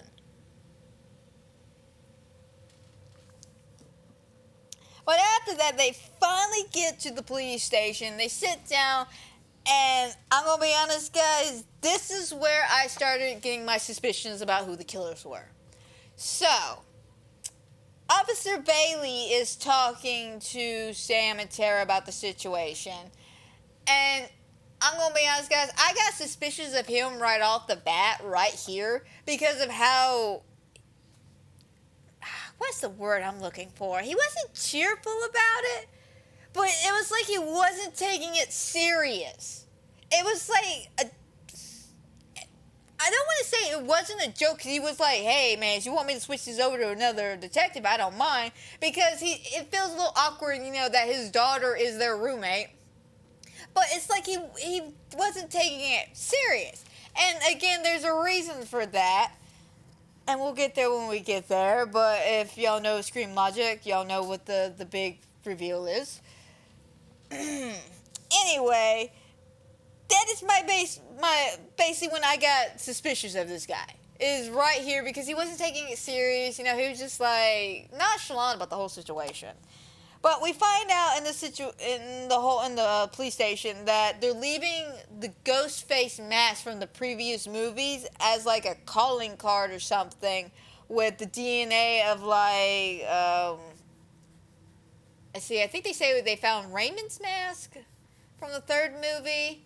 I know they found Richie's and his girlfriend's mask from the fifth movie, and I think they found Jill and the other guy's mask from the fourth movie. And they're being left as kind of a calling card, and they end up asking Sam, hey, what's your alibi? And of course, Sam's like, I was at my therapist and I went to this party, and Tara's like, I was at this party. And of course there's recording evidence because they even pull out the phone video of that stupid fucking moo cow bitch throwing the drink on at Sam as they're leaving. I don't think it's at that particular moment, but they do have video evidence of where they were at, so their alibi should be pretty rock solid. But they think that this whole situation might be trying to frame Sam. Like the girls are talking about, and they think that Sam could be getting framed for this whole situation because of the whole cult rumors. The rumors that Sam's the actual killer from Woodsbury and shit. And then of course my homegirl Kirby shows up. I fucking love Kirby. Like, she was my favorite character in the fourth movie. I'm not gonna lie, she was my favorite. So it was really nice when she walks in, and of course we find out she's an FBI agent and she really wanted to be on this case, and that she knows these are all connected somehow. So after we get a little small introduction, everyone gets to know each other. Like, oh yeah, we went to high school and yada yada yada. They find, the girls go, well, we're going to get the fuck out of Dodge while this shit's happening. And they go, no, you can't leave. You can't leave. They're like, why not? Well, you're suspects in a murder investigation and y'all are in danger. So yeah, y'all can't leave. So it makes sense. They can't leave, and what else are you supposed to do? So they end up having to go back to their apartment. But before they get to their apartment, they go downstairs, and of course, the fucking camera crews are all over the place, and they're hounding them, asking questions, and then here comes Gale fucking Weathers, being her typical Gale fucking Weathers ass. Just, how does it feel? Just, damn, like they reverted her back to that bullshit. That's what really hurt my feelings, is that they were going somewhere with her in the fifth movie. I will at least say that. In the fifth movie, they gave her some character development. They tried to move her away from the tabloid cheesiness of her journalism with shoving cameras in people's faces. And unfortunately, they reverted her back to that in this movie. And fucking Sam goes to punch Gale. She dodges this shit like a fucking ninja. And like, even I was stunned. I was just like, oh shit, Gale. Like, you learned from the last time, didn't you? And she was like, I learned this from last time, sweetheart. And let me tell you, and before she could finish that statement, fucking Tara sucks her in the face. And she goes, leave us the fuck alone. So they go, she goes to walk away, and Gale confronts them and it's like, hey, listen, I'm actually here to help. Oh, like you helped and last time when you said you weren't going to write a book, and you wrote a book about the murders.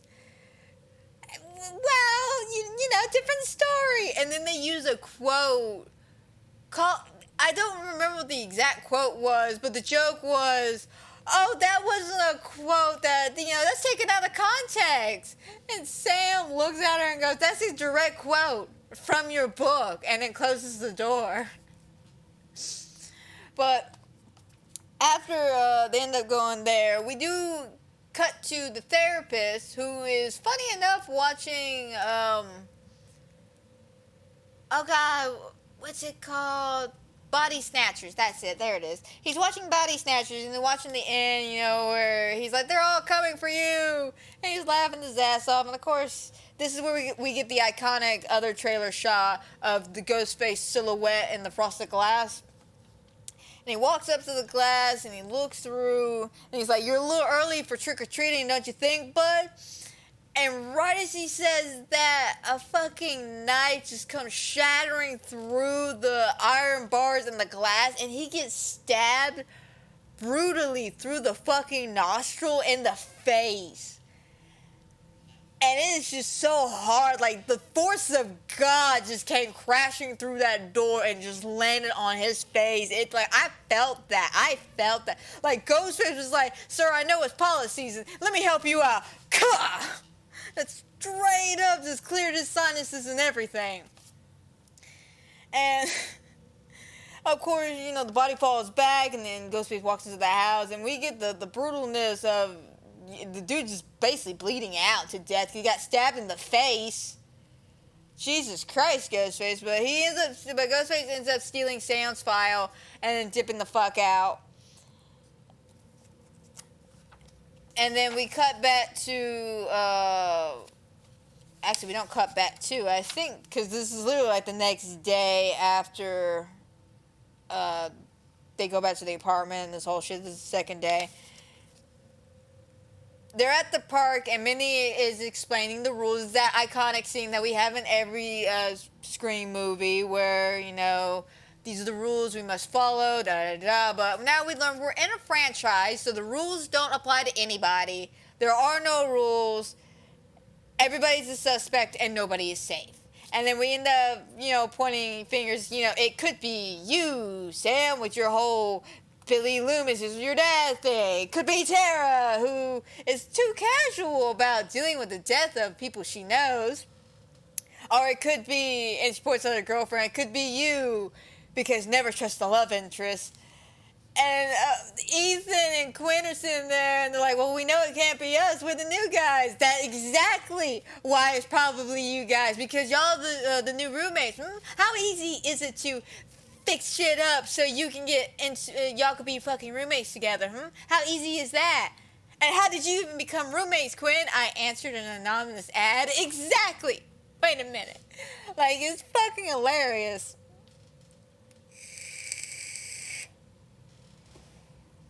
Like, it's fucking hilarious, though. Just the meta commentary. And then right here, I had my suspicions about that.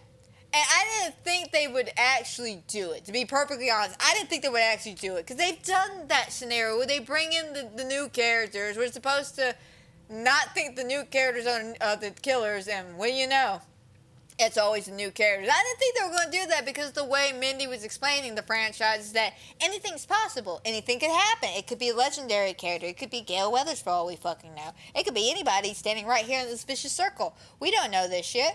So, of course, I had to do my typical Scream routine and figure out who's with who at every possible moment. That's how I was able to narrow down my choices by the end of the movie to figure out who the killer is. And I was about 100% sure by the time we got to the killer's reveal who 2 of the 3 killers were. One of them, again, I didn't think, okay, guys, I'm just going to say it right here now. I can't hold it in anymore. It's bothering the fuck out of me. The killers are... And for those of y'all who are still here, who don't want this spoiled, I'm about to spoil who the killers are. The killers are Ethan, Quinn, and her father, Detective Bailey.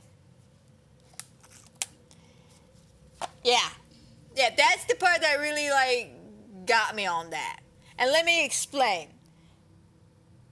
Ethan is, you know, of course, the new virgin. You know, he's the virgin. He's the opposite stereotype of the people you wouldn't think would die, because you know the classic stereotype: the virgin always lives because it's the virgin.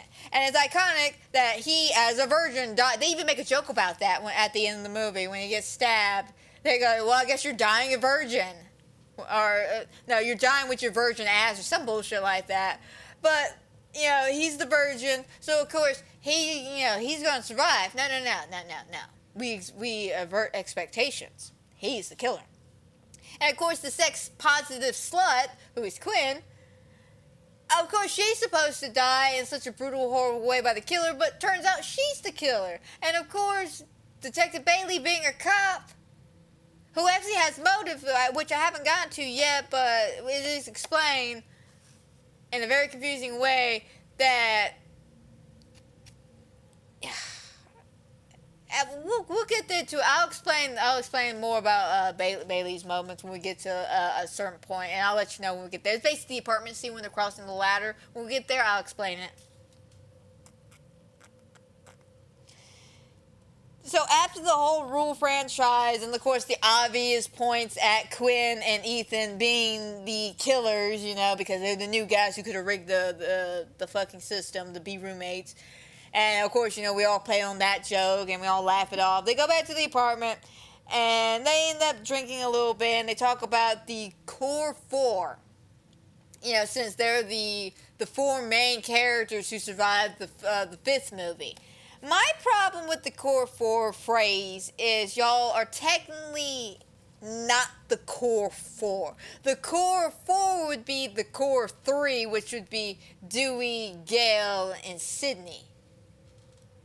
Not you guys. Y'all would technically be the second fiddle core of the four, since y'all are part of the second half of a franchise.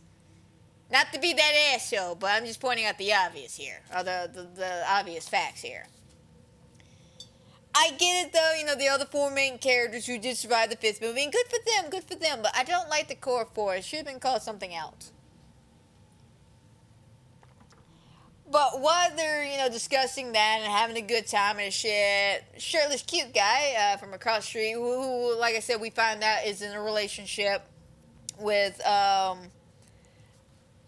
Sam, which I forgot to mention. We figured this out right before the news broadcast about the Ghostface killing, because Sam's downstairs and she's making out with him, and she's being all shy and shit because she doesn't want the stigma of her hatred be pointed at him as well, because he's a nice guy, and he seems like a nice guy. He seems like a really sweet, caring guy. Like, he's there for her 100%. Like, 100%. But during that scene, he ends up getting got pushed out the apartment, like, hey man, come back later, we got things to deal with, and they push him out. But we see him here, and he's, you know, shirtless as per usual for some reason. It's like Taylor Lautner in New Moon. He's always gonna be shirtless. But he is, you know, getting his shirt on, and he sees Quinn in her bed, and her date, of course, is in the bathtub. We know she's got another day, but while she's in her bed, Ghostface is standing right behind her, just staring away.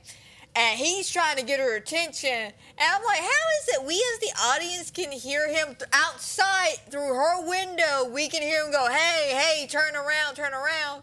But she's so fucking deaf, she can't hear? What logic is that? But he's trying to get her attention. Fucking Ghostface, of course, sees him and goes into the bathroom.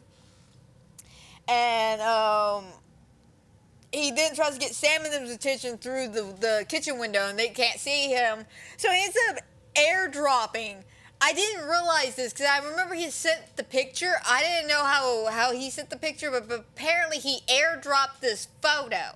Because when he tried to call them, and this is what I'm saying, that this bitch doesn't know how to answer the phone still. So he's calling, like, aggressively. Like, this is like the second or third time he's called. And she looks at it and she, it's that cute guy. I guess I'll pick it up later. And of course, everyone takes her phone from her, and they're all like, oh yeah, now let's scoop around. I'm just like, somebody answer that man's phone call, please. Just once, just somebody please do it. And, but he ends up sitting in the airdrop photo, and they see it, and they all jump up, and they hear Quinn start screaming. Now, this is how I knew she was the fucking killer.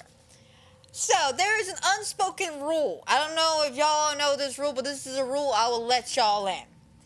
In movie and television, unless you see the death actually happen in your face, or you get a clean, full-on, long-take shot of the body, the death didn't count. Think about that. Think back to Game of Thrones. Think back to The Walking Dead. Think about it.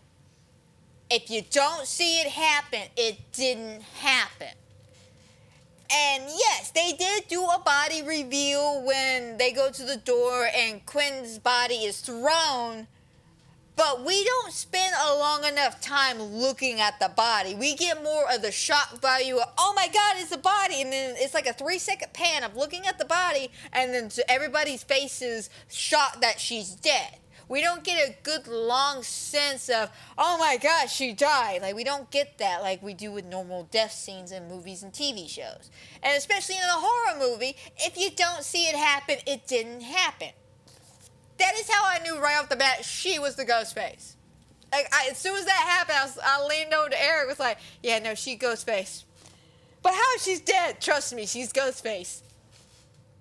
But they end up splitting up because Ghostface goes busting in there.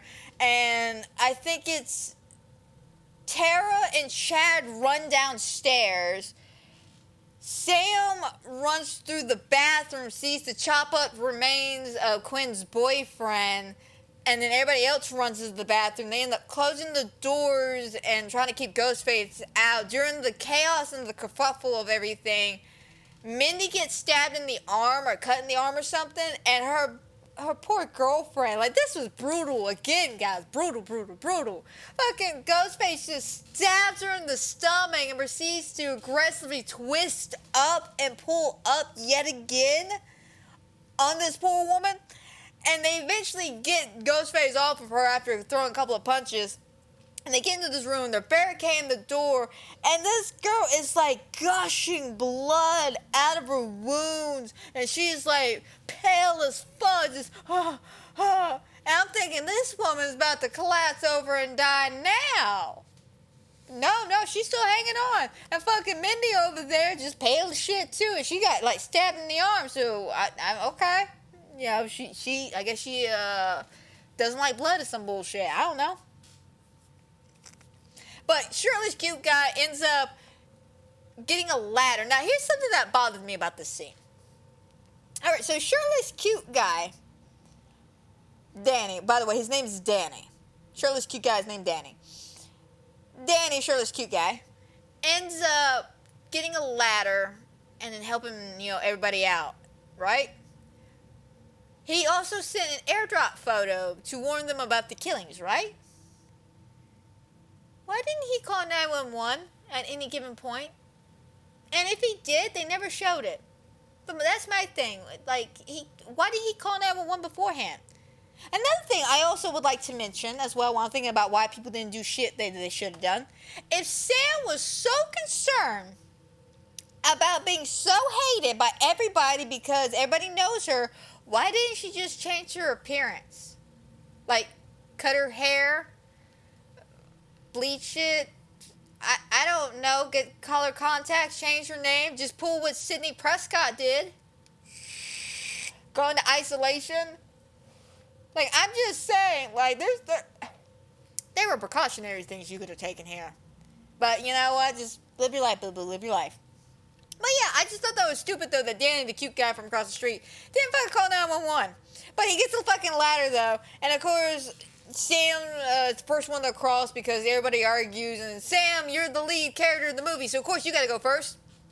And then Mindy and her girlfriend, they're chit-chatting, debating about who goes next, and of course Mindy being the core four, oh baby, kisses her, go, cross, I'll hold it off. And this entire time, by the way, I might add, Ghostface is trying to break in through this door, and this is the only door throughout this entire movie that somehow just takes a fucking minute for him to break through. Every other door, like 4 or 5 kicks in, boom, he's like, he's in, he's good. Not this one, though, not this one. He's just like, oh my God, trying to push that shit. Which could be the fact that it was probably Quinn, who was probably doing the killing, and she couldn't get the fucking door open. It was taking her a minute.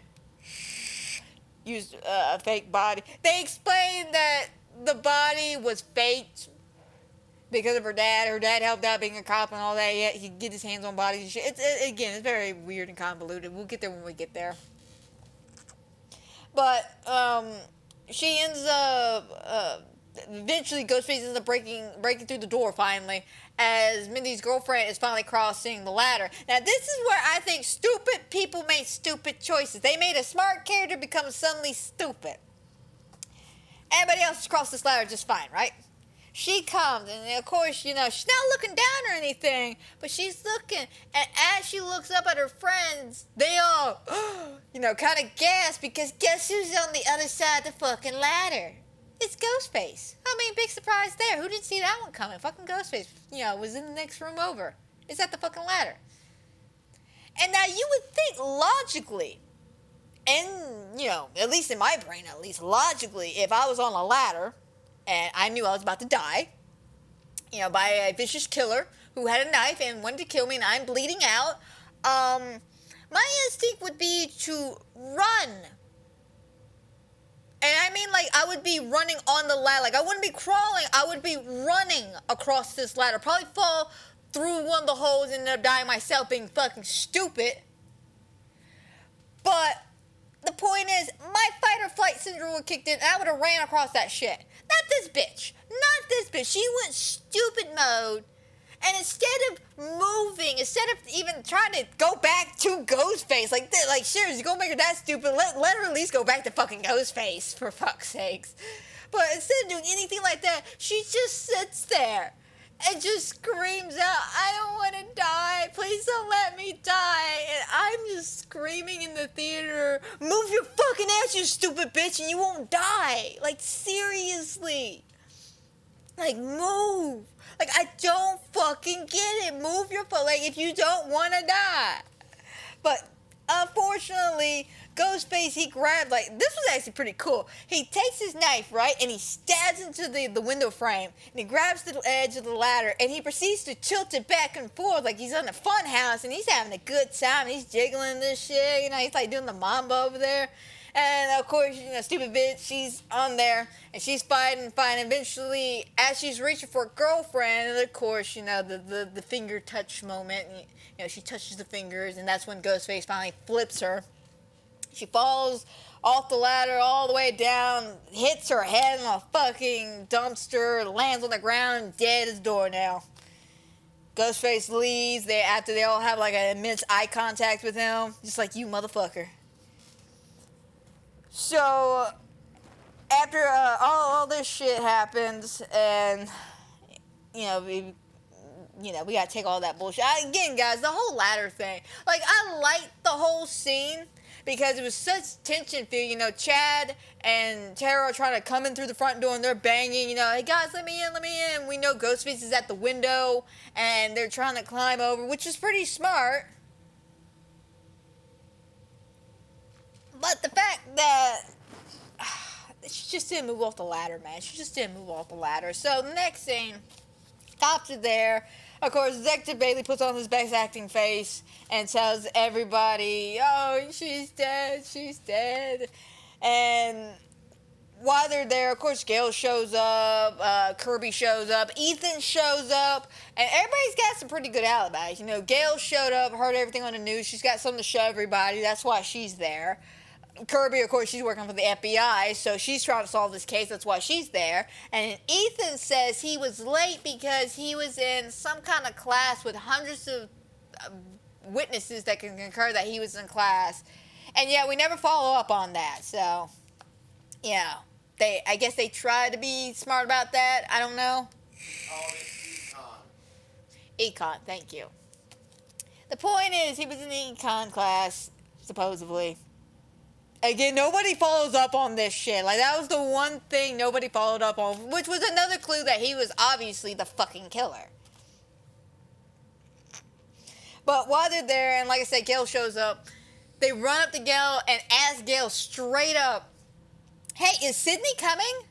And Gale's just like, nope, she ain't coming. She took Michael and the kids, and she got the fuck out of Dodge. She deserves her happy ending. And I believe in that context, she deserves her happy ending. I don't think Neve Campbell's coming back. Because you would think if you were going to hire her for the next movie, even for a cameo or something, it's not like they killed her off, but saying a character deserves a happy ending is like saying, hey, I really don't want to bring this person back because they've been through too much. Let them retire in peace, please. That's what it feels like to me, that they want her to retire in peace. I don't know, I could be wrong, we'll find out when Scream 7 comes out, but I feel like deep down inside, she's probably not coming back. She deserves her happy ending, and I agree, she does. She deserves her happy ending. She's been through so much. She's been through 5 of these films. She deserves a break. Let the woman have her husband and her kids and rest.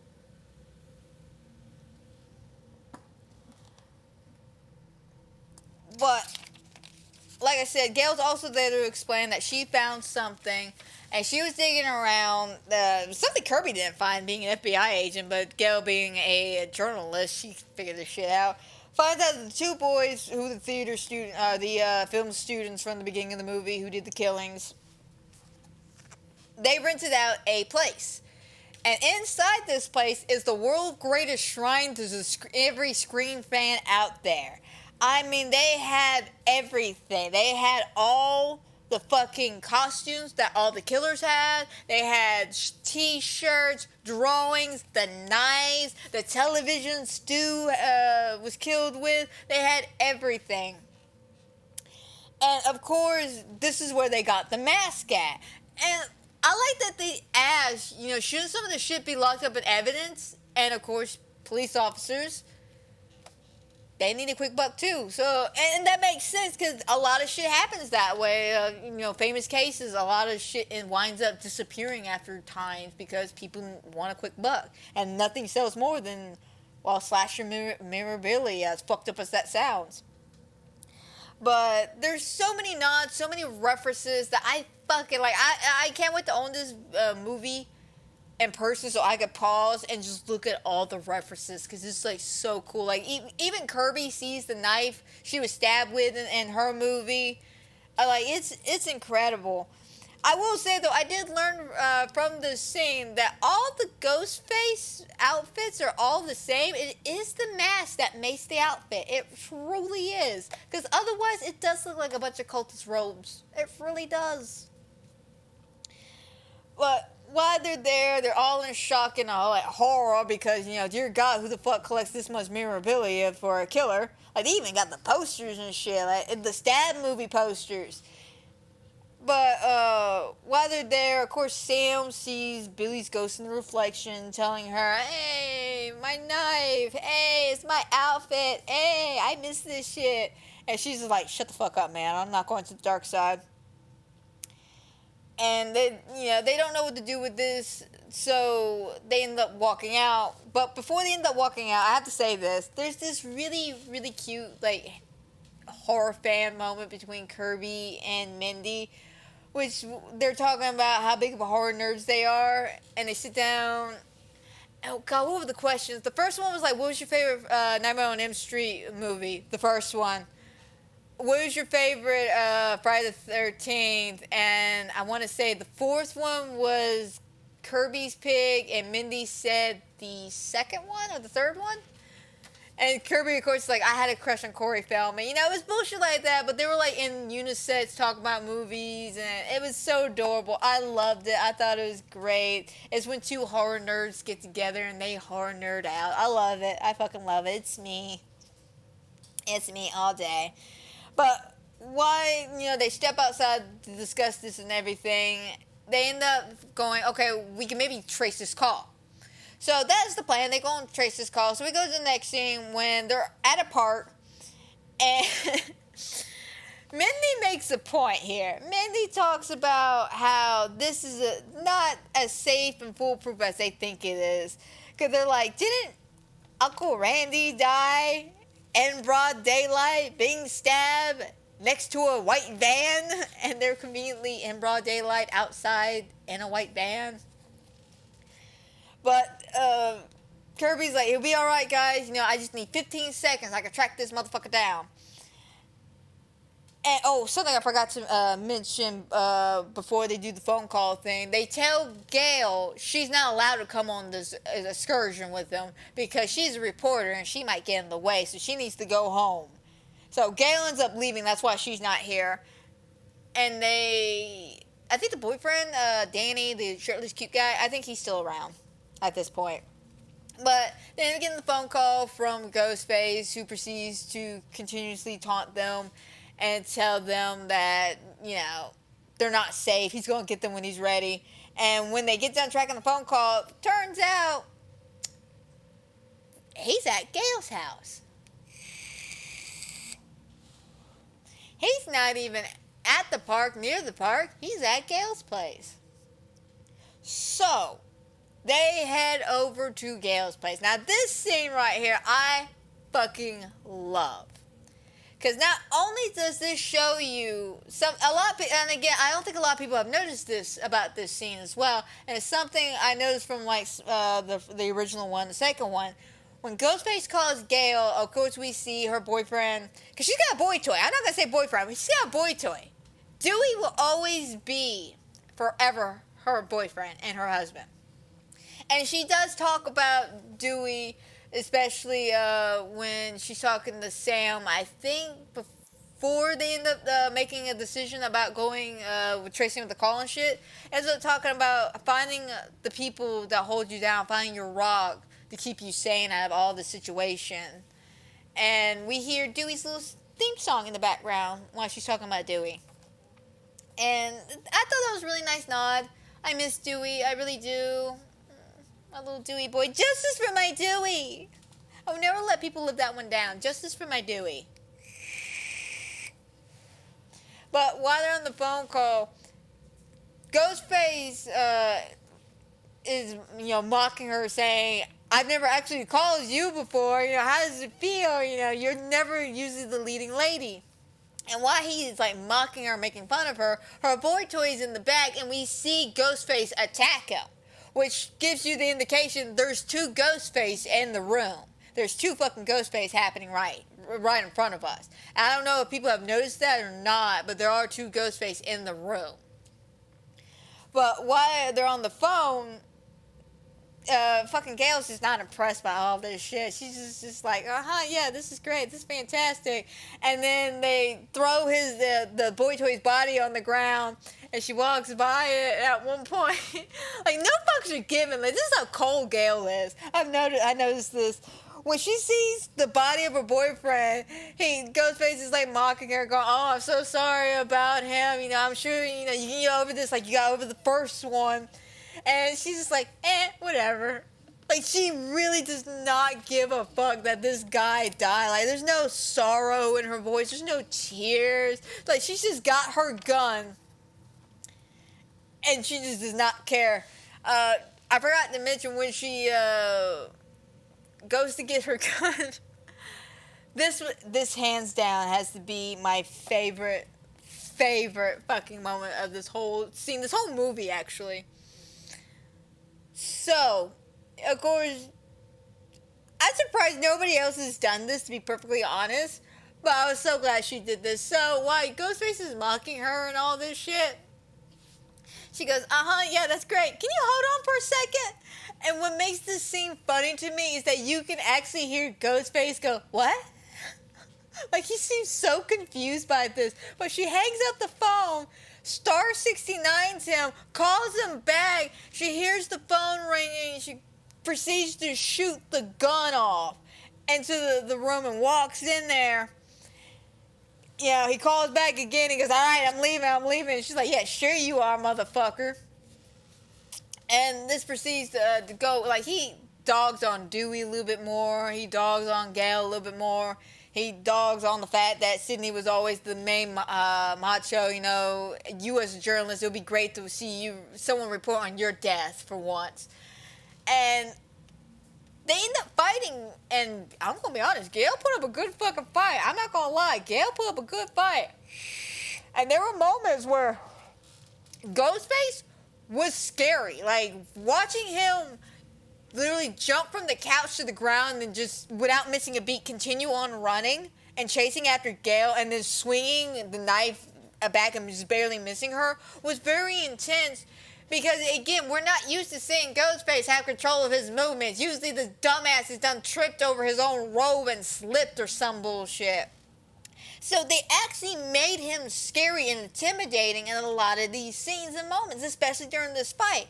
Even though he gets thrown through a fucking glass table and Gail's about to get the upper hand and kick his ass and kill him, fucking Ghostface grabs a shard of glass and stabs her in the side with it and then rolls over and then tries to stab her in the face. And unfortunately, we get this whole moment where Tara and Sam bust on in there, and they get him off of her, and he flees off. They try to help her. Of course, paramedics are right behind them. And they all sit down, and we hear, oh, she has a weak pulse, you know. So I thought, yeah, no, she ain't dying. As soon as they're like, she's got a weak pulse, I didn't need to hear or see anything else to confirm that she's all right. She be all right. We didn't have a long enough pause on her body or sadness. Because there was a moment where, you know, she was giving them a riveting, like, quote-unquote death speech of, keep going, y'all got this bastard, you know, that kind of bullshit. But it wasn't heartfelt enough for me to believe that she was going to die right there. And plus, they didn't make her that stupid, so they couldn't kill her like they did fucking Dewey. So, you know, I knew she wasn't going to die.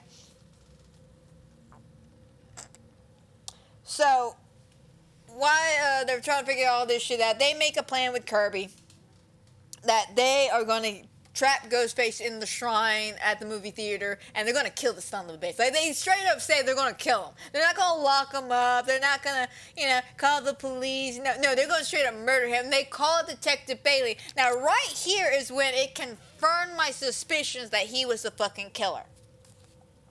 First of all, he's a cop, right? He's a cop. He had just been notified by somebody that they're planning to capture and kill somebody. Yes, I get it. They're trying to play it off that, you know, Ghostface killed his daughter and all this bullshit. But the fact that he was too calm and ready to hop on board with this was pretty fucking suspicious to me. And then while he was talking to her on the phone, he said the phrase, "I want to get my revenge." Now, Ghostface at several points throughout this movie has made mention about wanting to get revenge and, you know, kill or assassinate Sam. But it was the way he said revenge.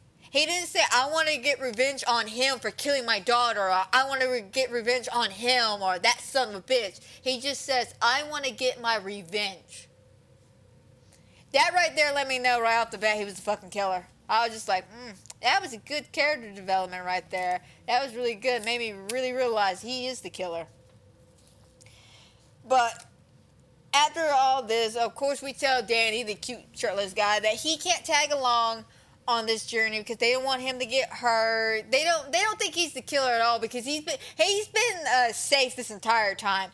So far, Ethan was questionable because he disappeared to Econ for a little bit, but Danny's been with them nonstop, and he was there throughout several attacks. So Danny's in the clear, but they don't want him to die, so they send him on his merry little happy way. And this is where we get the epic subway scene where we see in all the trailers. So, of course, it's Halloween night at this point, and as they're going to the subway, typical New York fashion, it's crowded as fuck. They end up getting separated. And, no, wait, I'm sorry. Danny's still here at this moment. It's not until after the subway that's when they tell him goodbye. Okay, sorry, I got a little confused there. But they get to the subway, though, and Ethan and Mindy wind up on the subway by themselves, and everybody else is on their own subway. Now, the tension is more build up for Mindy and Ethan because Mindy is convinced Ethan is the killer. And she is right. Ethan is the killer. This was the scene, though, that kind of made me question whether or not he was the killer because it didn't make any sense. Let me explain. So, of course, like I said throughout this entire podcast, Ghostface masks are skyrocketing. So there's a bunch of people wearing their masks. Not only that, but we also see some other icons of horror, such as Michael and Pinhead and shit like that. And I thought that was, and we even see Freddy Krueger in there at some point. I thought it was great to have all the horror icons on one subway train. I was like, ha ha! My horror boner was going off real hard.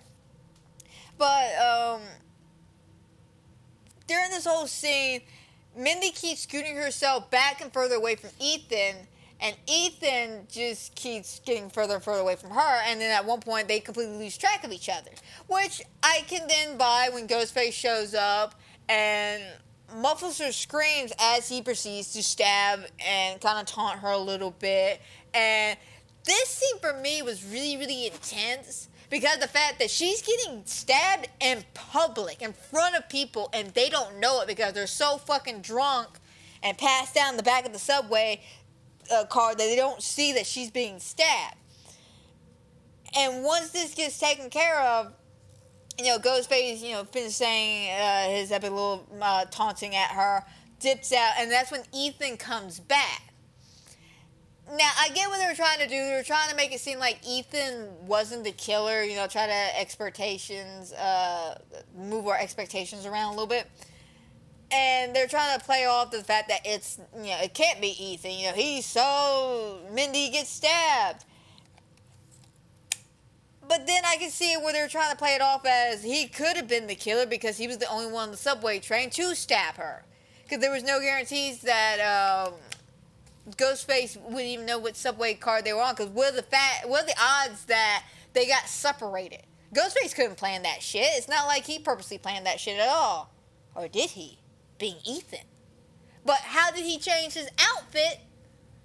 That's my thing. How did he change his outfit? Because I'm going to be honest, guys, I wasn't paying attention to his accessories or anything, so I can't remember if he actually had a bag. But even still, if he had a bag, how is it nobody saw him change into the Ghostface costume, then change out, and then he sat down perfectly in the seat he was in before Mindy lost eyesight with him? Who's that for? Us as the audience? That's a lot of unnecessary shit for people who are invisible to you in this universe. I mean, again, guys, it just doesn't make any sense, but, it was a good tension-building moment, especially with all the Ghostface and the flickering of the lights and just the simple stab and brutality of the stab and the fact that she got stabbed in front of all these people and nobody noticed. I thought it was just really good. Just thought that was really, really good. But Ethan sees this and then, picks her up and he's screaming, help, help, somebody help me. And Mindy gets put down and she's holding her side and she's like, oh, God, I was wrong about the killer. Fuck this franchise. It's like, no, Mindy, you were right. You were 100% right. They just need you out of the climax yet again. Which is true. They needed her out of the climax. And she even makes a joke about that near the end of the movie. But after all that, that's when Sam and them end up saying goodbye to the boyfriend. They go to the shrine. They get everything set up. And that is when, yet again, Sam sees the ghost of Billy in the reflection telling her, hey, Kirby might have panned this shit out. Kirby might have had figured this out, one way in, one way out kind of bullshit. But you haven't cleared this out. Why don't you grab my knife and go clear this shit out? And she does. She ends up grabbing the knife and clearing that. Now, I want to know something. How is it this knife? Now, you got to remember, this is the original knife used back in the 1998, 97, whenever the original Scream came out, which I can never remember if it was 97 or 98. But that knife was used in the original murders. It's got blood, old blood on it, still from the original murders. I'm sure it's probably chipped and rusted and all this shit. And you're telling me that thing is still stabbed and sliced nicely? After 20 years of being locked up in God knows where for how long? I don't know. It doesn't make any sense to me. I'm not like no expert on sharpened knives and shit like that, but if anyone can actually answer that, please let me know. Just please let me know how a knife like that can still be so sharp to cause so much damage. But she grabs the knife, and as she's about to scour the area, we get a phone call from Detective Bailey, or again, like I say in my notes, Cop Dad. And he proceeds to tell us it's Kirby. Kirby's the killer because Kirby doesn't work for the FBI. Kirby, she got fired months ago. It has to be Kirby, which I knew right off the bat was a red fucking herring. It couldn't have been Kirby. Kirby never showed any kind of signs of instability, and it wouldn't make any sense even as a character standpoint or writing standpoint to make Kirby the killer. So I knew right off the bat that Kirby wasn't the killer. But again, we get into a Among Us standoff of pointing fingers of who the actual killer is, and eventually Detective Bailey, he takes the first mark, ends up shooting Kirby. She falls. And right as that happens, Ghostface came out and started coming towards Detective Bailey like he's about to do something. And that kind of like made me tense up for a minute. I was just like, oh shit, maybe I am wrong. Maybe he ain't Detective Bailey. Oh my god. Are they going to revert my expectations here? No. The fucking Ghostface stops dead in his tracks, looks at Bailey, and then Bailey proceeds to start laughing maniacally. And that's when he reveals, ta-da-ta-da, I am one of the Ghostface. And then the other, wait a minute, I think I skipped a part real quick. I did! Holy shit, my bad, guys. I totally skipped a section right here. I knew something in the scene right here. So after we get the phone call, I can't believe I skipped this section. I'm ashamed of myself because this actually had the perfect scene. Like, this was the moment that made my horror boner in me just go rock fucking hard. Like, I'm not even joking. It was like the picture perfectness of the perfect image I have ever seen. And oh god, it was so satisfying. Like, I wish I could get like a perfect gift of just that beautiful knife swipe. Oh, I mean, not knife swipe, nice cleaning. Oh my god. We'll get there. Hang on. So after the phone call from Detective Bailey about about Kirby being the killer and all that shit, we cut to Tara and Chad, and they're having their cute little romance moment at the candy counter, you know, trying to pick up where they left off before they got caught blocked by the roommate earlier in the movie. And finally, they end up kissing, which is so cute after so long, so many hours of just going, come on, guys, just say, y'all belong together, kiss already. Ghostface shows up out of fucking nowhere and stabs him in the back, ruining that beautiful moment, because that is what Ghostface does. And proceeds to fight off Ghostface, because Sam comes in saying, oh my god, the Ghostface killer is Kirby. It's totally Kirby. And as they're fighting off Ghostface, trying to get the knife away from him, a second Ghostface comes out of fucking nowhere and stabs Chad again. And then we get this horrible montage. Not really horrible montage, because it was actually pretty cool. But this, like, poor Chad get his ass kicked kind of moment of the Ghostface repeatedly stabbing him, like holding him down, like they got his fucking shirt and they're just taking turns stabbing this man in the back like 30, 40 times, and he's got blood coming out of his nose and his mouth dripping down. And he's screaming, run, girls, run. And then they drop his body, and then both the Ghostface in unison, perfect. I want to know, by the way, how many takes did this take? Because this was done so perfectly in such unison that, again, guys, it made my horror boner just rock fucking hard. But in perfect unison, both the Ghostface stand up, grab the knife, do the classic Ghostface cleaning of the knife, and then pull their arms down in perfect unison, and it is beautiful. Like, oh my god, I leaned over at Eric and just went, oh my fucking god. Like, that was gorgeous. That seriously was like a badass scene. Like, I love that imagery. I want more imagery. Like, that's what I'm talking about when it comes to horror icons right there. That kind of imagery. And the two Ghostfaces perfectly in unison doing that shit. Oh god, god. But now we come back to what I was talking about with the whole reveal and everything. Kirby shows up. We get the Among Us. Oh my god, it's totally you. And shoots Kirby, all the shit. And it is revealed that Ethan is the second Ghostface after Detective Bailey. And he's like, well, I couldn't do it without. And then the third Ghostface removes her mask, and it's fucking Quinn. And everyone's just like, holy shit, we thought you died. Oh, and this is how they played this shit off. They said something about her dad got a dead body, and they just switched the bodies up or something. Nobody asked questions. I don't know how the fuck he did that, or when they did that, or how they did that, but they ended up switching bodies. So, but again, I knew right off the bat they were going to do some bullshit like that because they didn't linger on her actual body too damn long. Again, If you don't see the death, it didn't happen. I don't give a shit that they airdropped a fucking photo of the fact we heard her scream. Please, do you know how many deaths happen, or how many air quotes deaths happen behind closed doors? Do you know how many people I thought have died? Like, there's only been one time I was convinced a character, like, permanently died. And that was in CSI Miami, the season premiere. I forget which season it was, but it was the one where we left off where we thought Horatio got shot at the ending of the last season. And we came back, and Eric's just like, he's dead. He's dead. They took him away. Horatio's dead. And they played this off for 20 minutes. And the only way they even got away with it was because we never actually saw his body. We never saw his body.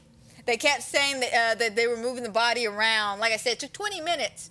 But for 20 minutes, I'm sitting there as a kid like, is Horatio really dead? That was the only time it successfully pulled its shit off on me. But yeah, I've learned that in the rules of making movies. You don't see it, it didn't happen. So, you find out, though, that they're all related to Richie. Detective Bailey is his father. Quinn and Ethan are his siblings, and they're mad at Sam for killing their son and destroying his legacy and everything he stood for, and they're going to have to finish the film. And while they're doing all this bullshit, behind them is one of Richie's stupid-ass films that he was filming. And what was funny was that it started playing during the original chase scene in the theater when they're running from the ghost face after he stabbed Chad. And I was like, what the fuck is this shit? And Eric leaned over at me and says, probably one of those stab movies. I said, no, that's too low quality. Yeah, no, I was right. That was too low fucking quality. It's one of Richie's homemade films. But that's the whole point. They just want to destroy Sam's legacy and character assassinate her because she, ruined Richie and they killed Richie. And how dare she, defend herself and her family from Richie's craziness. And that family's just fucking nuts. Let's just put it that way. The family's fucking nuts. But they were going to basically frame Sam and make it seem like she framed Richie and she's the bad guy. And we know this song and dance. We've seen this song and dance. I think we've seen it in Scream 2 and in Scream 3. The typical family revenge plot. Now, I will say it is done a lot better in this one compared to the third one where we had the secret relative coming out of nowhere. It was done a lot better, and it's a lot more enjoyable and entertaining because the guy who plays Detective Bailey, he just gives it his all. He always gives his best, 110%, and he did. In this aspect, he did. But, after they go through this long, agonizing speech, how they're going to, typical James Bond shit, how they're going to destroy her. And they also admit that Quinn's the one that started the rumor and the Reddit page to ruin her life and shit. So this was all a plan and a ploy by them from day one. Like, as soon as Richie died, they're like, we're going to get our revenge. Here it is. But they go to attack the girls, and the girls, this is actually a pretty cool scene. The girls are back to back, and they're getting ready to fight, and one ghost face is here, and I think it's like Sam's fighting Quinn, and I think Tara's fighting Ethan. And it's actually a really nice, battle scene that ends up happening. I think Kirby comes back and even gets into this shit for a half a millisecond. I want to say, I can't remember if after the gunshot, if she was out cold until the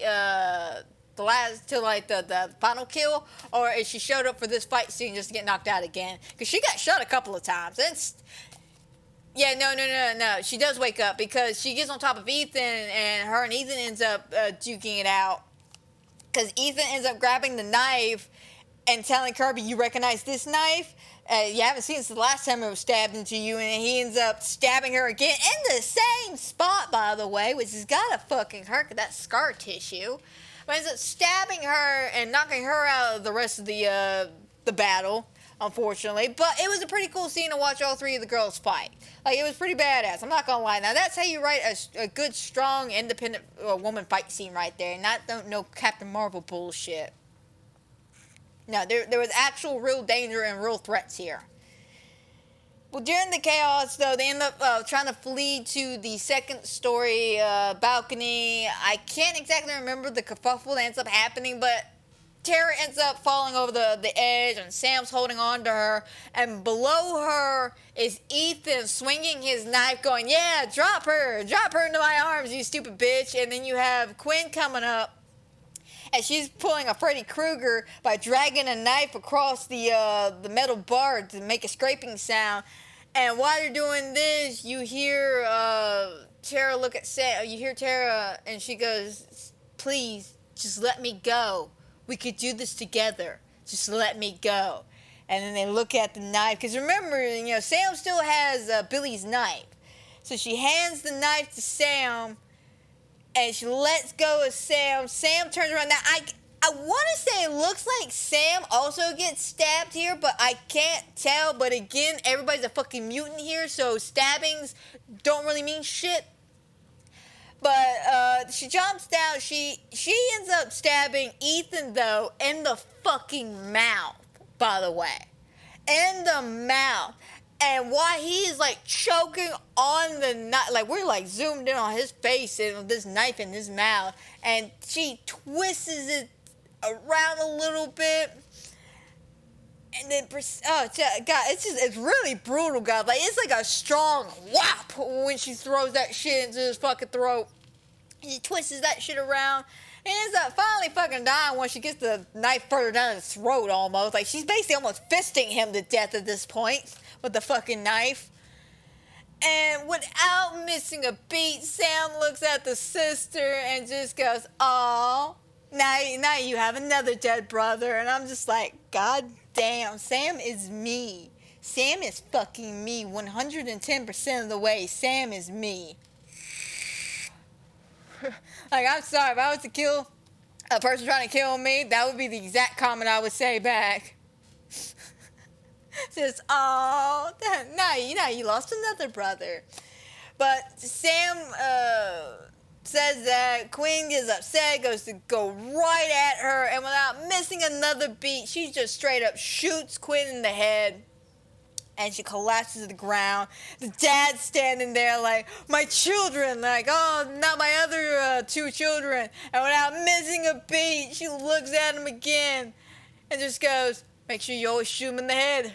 I'm just like, God damn, this bitch is on point. This bitch is like, just with, she's got her insults and comebacks like on the go. Like, she was practicing this shit before she walked into this boss fight.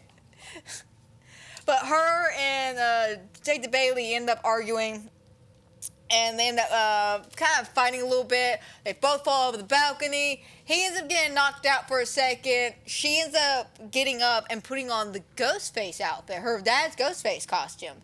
Because funny enough, the one Detective Bailey was wearing was her dad's Ghostface mask. That's why his looks the oldest and not the crummiest, but the oldest and the most cracked out of the bunch, is because he was wearing the original Ghostface mask from the original movies.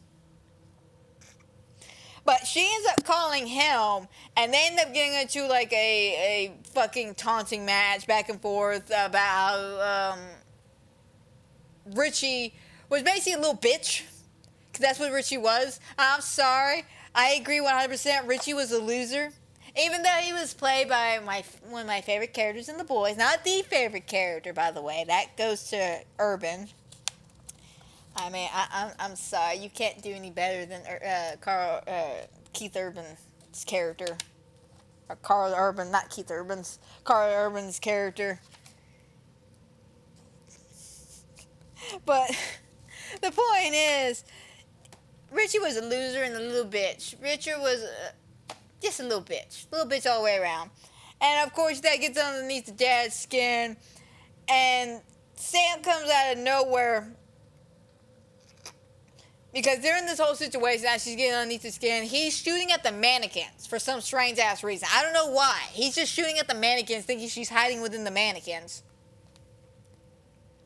And she comes out of nowhere and ends up stabbing him. And then, I shit you not, guys, she goes kamikaze on his ass and proceeds to like fucking stab him 50 fucking times from one shoulder to the next shoulder, just feeling like she's kamikazing his ass, just all over his chest and shit.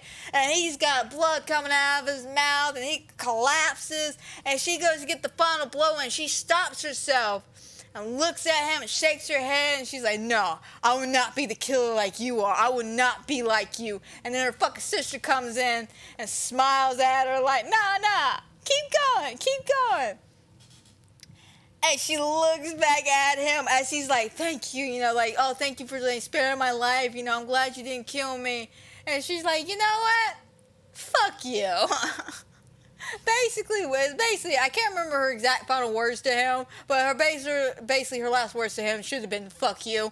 And she stabs him straight in the fucking eye, as hard and as vicious as she can, and he just collapses over. And that fucking cute shirtless boy Danny comes busting on in with the cops and everything, and the sisters, of course, hug it out. And then we get downstairs, and while they're downstairs, don't ask me how or why, because this part confuses the shit out of me. So Mindy was on the subway and she got stabbed, right? She got stabbed. Like, she even made a mention that how much it fucking hurt. She got stabbed. So tell me this. If she got stabbed and they, called the cops and the ambulance came and got her, how the fuck did she leave the hospital just to show up to see if everybody's alive? Made the comment, oh my God, did I miss the monologue again, guys? Ow. Oh, I hate being stabbed. And then walks into the ambulance. That made no sense to me whatsoever. That really just made no sense. Like, they literally just brought her in just to make that joke and then sent her on her way. We hear that Danny, of course, he brought the cops in and all this shit, so of course he's not the killer. He's glad everybody's alive. We hear that Chad's okay, which, I'm surprised he's fine. He somehow made it through life after being stabbed 48,000 times as well. I'm surprised they didn't come out and say, Mr. Bailey was still alive. Half the waiting for that shit, that Detective Bailey was still alive, because somehow Chad made it. And of course, we also hear that Gail's okay. She's going to pull through. Everybody's fine. Oh, we're a happy ending. The core force still made it. And I think this has to do with the no rules thing. I think there is a rule. It's called plot armor.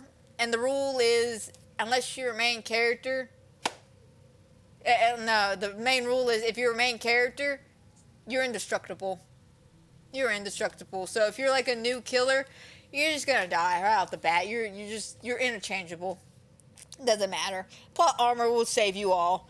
But after all this shit, we see Sam standing there holding Billy's mask, and she hears basically Billy going, yes, join the dark side, let the hatred flow through you, that kind of bullshit, kind of like Vader Dark City, you would talk her ass to the dark side, and she goes, drops the mask on the ground, and proceeds to walk towards the city with her sister, I guess to go to the hospital or some bullshit, and, yeah, that's basically it. That is basically it, guys. Now, I will say I forgot to mention some of the musical moments of this. The standout song for me, of course, will always be the fact that they brought in Red Right Hand. Not once, but twice during this movie. Which I love because that song is an icon from the original movie. And it always makes me think of the original movie. So I do appreciate that they brought that song back in. And of course, they have the Dewey theme. They had a lot of good themes. I like the Ghostface theme. I liked a lot of the musical choices and scores for this. It was a lot better than 5. I will say 4 had a better soundtrack when it came to music. Definitely 1 had the best soundtrack, though. I will always love 1 soundtrack. But the music was pretty good. And I did like, again, guys, the nod with Red Right Hand. I want to say it played right there at the end and then at another point in the middle of the movie. And there is an after credit scene I didn't sit down and watch it. I actually YouTubed it. It's literally like a 15-second after credit scene. And it's just Mindy standing there going, you know, guys, not every movie needs an after credit scene. And that's it. But Ghostface was brilliant in this movie. I absolutely love the brutality of this movie. And like I said, it's not the worst movie in the franchise, but it ain't the best by far means. Like I said, that's why I stick this one in the middle compared to the 3 and 5, because, you know, it was stupid. Like I said, guys, it was stupid that people made stupid choices. You know, the fact that she ignored these phone calls. She did this throughout the whole fucking movie. This ain't just the one or two times. Like, every time somebody called the right person, she would hang up or not answer, but the wrong person, like Ghostface, she would fucking answer that, like, without missing a beat. And it's just like, why would you do this shit? And then the fucking ladder situation, and it's just... It's aggravating. It's just aggravating. But I had a fun time compared to 5, where I was miserable half the time because all the cool shit I saw in the trailer wasn't even in the movie. Ghostface, you know, he was good in that movie as per usual, but, you know, wasn't at his highest or his best. But, yeah, no, just overall, this is a middle movie when it comes to Ghostface. This is basically showing us where the franchise is probably going to go, and a bunch of more meta shows. Ghostface is going to be interchangeable. It's always going to be some convoluted bullshit. And I stand by it, like I stand by my reasoning for Halloween. I love these icons. I do, guys. I really do. But we need to retire them, and we need to make new icons to carry us over for the next 30, 40 years. Because these guys are getting old. Y'all running out of ideas. It's getting a little stale. It's getting a little repetitive. And I get Scream's always been that type of movie franchise to always poke fun at horror and itself and the movie genre in general. I get it. But after so many years, it's been over 20 years, and you still haven't changed certain characters around, such as Gale Weathers. You're getting rid of main cast because you refuse to pay them what they're basically owed. You know, I hate to say it. Granted, I'm sure her number shouldn't have been too crazy about how much she wanted, but she also got to remember it was just a cameo. It's not like she's the leading lady of the star anymore, so she can't expect leading lady money. But that's just me personally. But I hope she does come back for the next movie, even though I really don't want a 7th movie, because again, I love these horror icons, but they need to retire, and we need to create some new ones so we can have some more original works. We're not milking a franchise dry to the point that now it's just going to be a joke in itself. Like, I see it in the future becoming that type of franchise where it's just like a direct-to-DVD thing, like the Tremors movies. It's just going to be the Tremors. We're going to have Scream 28, and it's going to be direct-to-DVD or some bullshit like that. It's going to get out of hand real quick. But, yeah, guys, that was basically my first thoughts on the new Scream 6 movie, and it is exclusively being talked to here with you guys on Anchor and Spotify only, not live on Twitch and not anywhere on YouTube, but here only with you guys. This is an exclusive video, exclusive podcast basically, of my review and thought and discussion of Scream 6. Now, coming Thursday, I will be doing a complete overhaul review of the Scream franchise in general, ranking everything and going into further details of why I rank them in these certain situations. It also gives me time to go back and rewatch 4 and 5 again, so I can figure out better placements for at least 4, because I can't decide if I like 4 or 6 better.